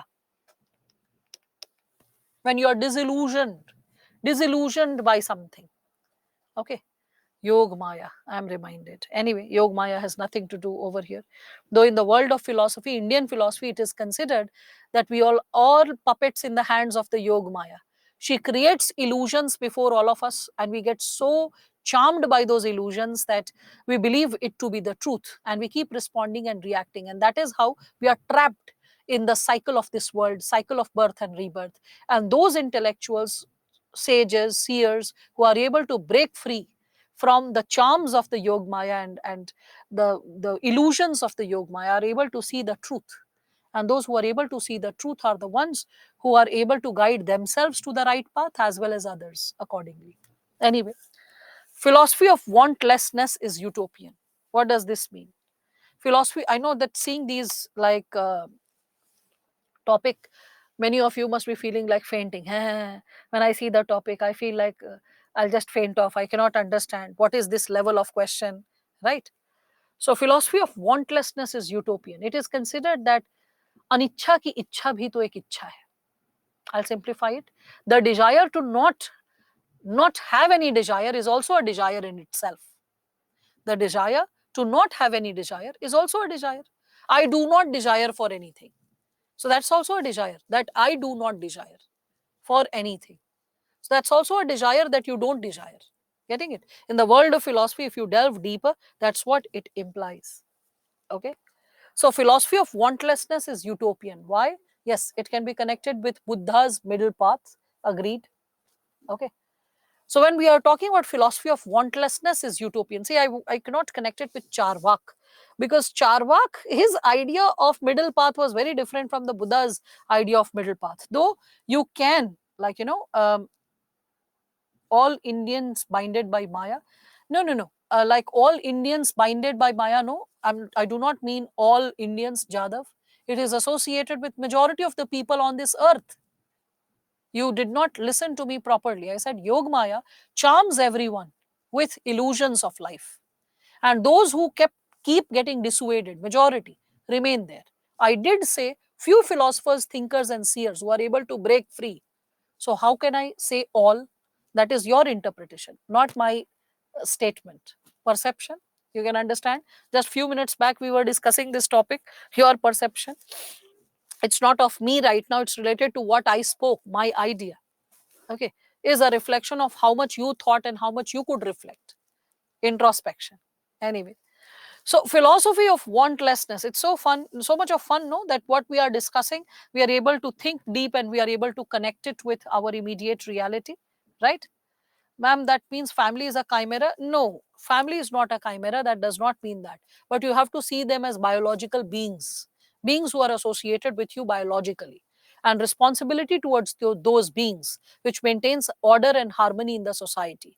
So, having, along with the subjective emotion, also having an objective understanding of it, why it is needed, how it is needed. Okay, so that you are able to balance both objectivity and subjectivity in your personality. Santosh, that's the level at which you need to think.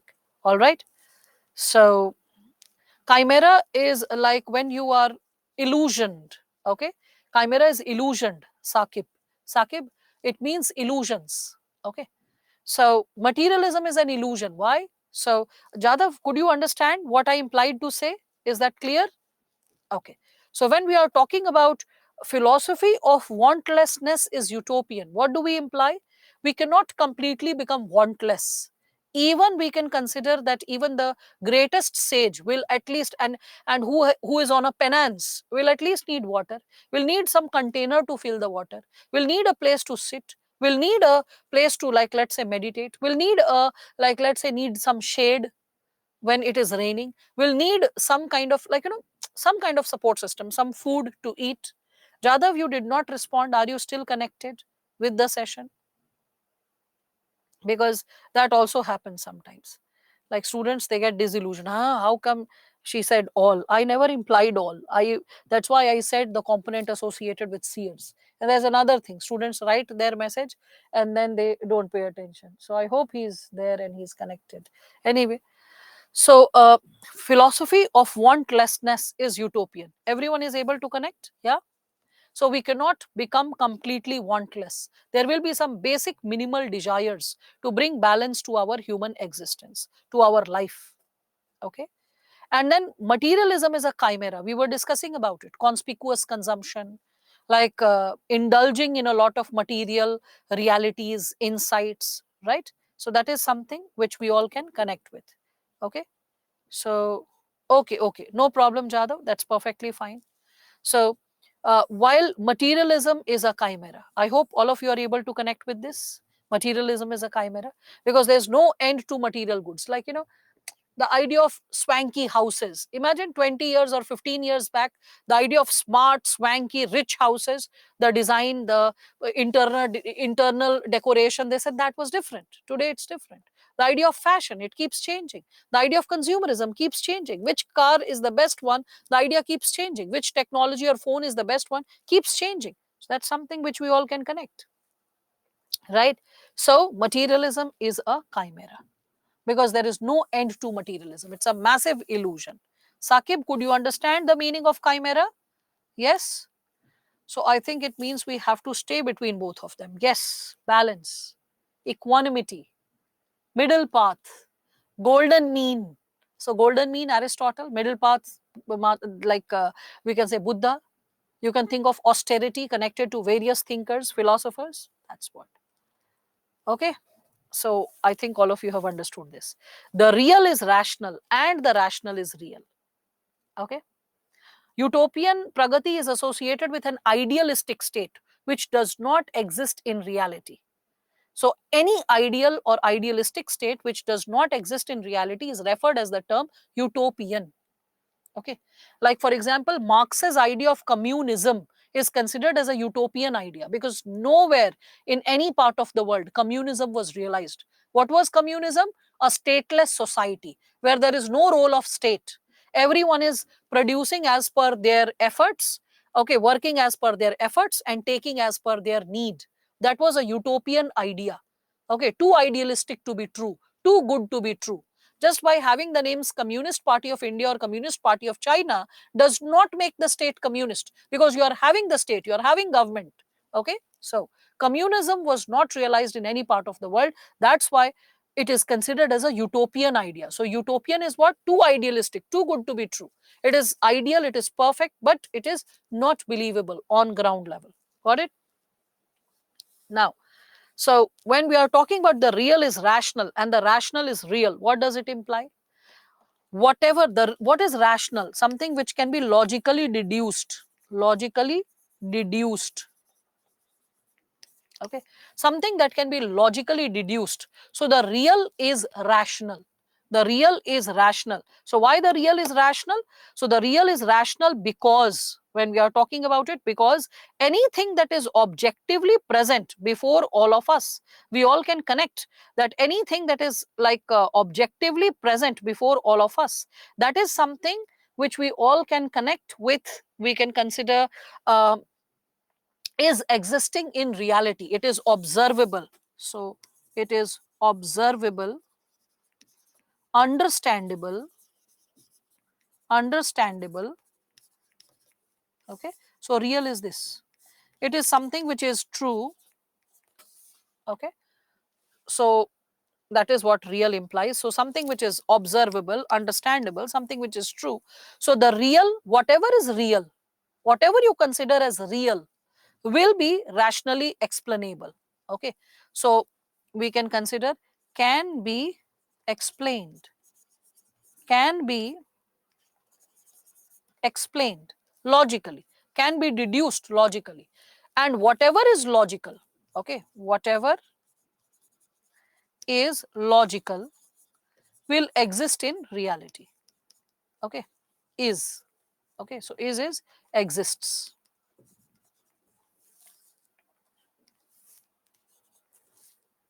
Exists in reality. That's how you are connected with it. which knows what is right, what is wrong. Okay, okay, all right. Now, I'm giving you two topics to reflect upon as homework. Okay, is it a debatable essay? That's a very in-depth question.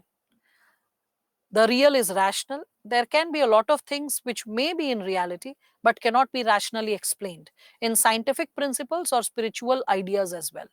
So, what you are saying, Basaiya, is not completely overruled.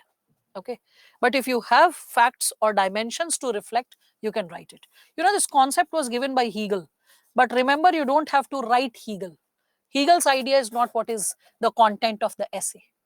Okay, the content is not based on Hegel. If you know what Hegel said and in what reference he said, maybe one para, but not the entire essay. Okay, so the real is rational when we speak of it. So you see Heisenberg's principle of uncertainty, right? So the real is not always rationally explained. Okay, again, you can see scientific principles also change. So if you remember, yesterday I was discussing about shadow. Earlier, the idea of how shadows are formed was different. So the reality, we were not understanding it rationally. It is only when we delved deeper we could understand the rationale or the logic was something different. So that's why it can be debated. Nani. Okay. Is it Kant? No, it is Hegel. It is Hegel, Jadav, when we speak of it. The statement was given by Hegel, as far as I can recall. Now, so I'm giving you two pieces to reflect upon. Is it fine if I give you two pieces to reflect upon? Like, can you just reflect upon two topics? Something which is like in semblance with these topics. Okay, and then we can reflect upon trend analysis. I've like discussed possible target areas and all that. So I will be discussing that. I'm giving you two topics to think. First, I think, therefore I am. I think, therefore I am. Okay. And second, I'm giving you, there is no truth, only perception. So, in consonance with what is being taught and what is being asked, I'm giving you these two topics to reflect, read, explore, consolidate content, read from internet, from ethics book, whatever you want to do. First, understand what is the topic saying. Then connect it with all GS papers. Try to bring in everything. Okay. So that on Monday in the second half, because first half I'll be discussing the possible target areas, I'll be discussing some ideal essays written by students, some do's, don'ts. I'll be also discussing how to evaluate an essay paper, what are the steps and stages to evaluate a paper. So we'll be discussing all that, and then we'll be discussing the topics. All right. So I hope that you can just reflect upon this. Okay, these two topics, read, prepare, strengthen your caliber, and be back. All right. So that is how you will build an insight. In your test also, I will create something like that, something which is creating a balance of a bit of GS and a bit of, like, let's say, philosophical topic and reflection. Okay. So let's meet once again. Thank you, all of you. Good night and take care. I hope today's session was again enervating and it was thought provoking in terms of building your basics related to essay. Whether the second one is debatable or not is up to you. Keep reading, keep reading. Can we use philosophers who said the term? Yes, you can. But do not end up writing about the philosopher himself. You can bring comparatives. That is possible. So, other than that philosopher, who else had said something similar? That can be done, Jadav. Okay. So, can we write? We have to stretch up the legs to the mattress is there. Eh? There's some problem with the sentence formation. Santosh, please look into it. All right. So thank you, all of you. Good night. Take care.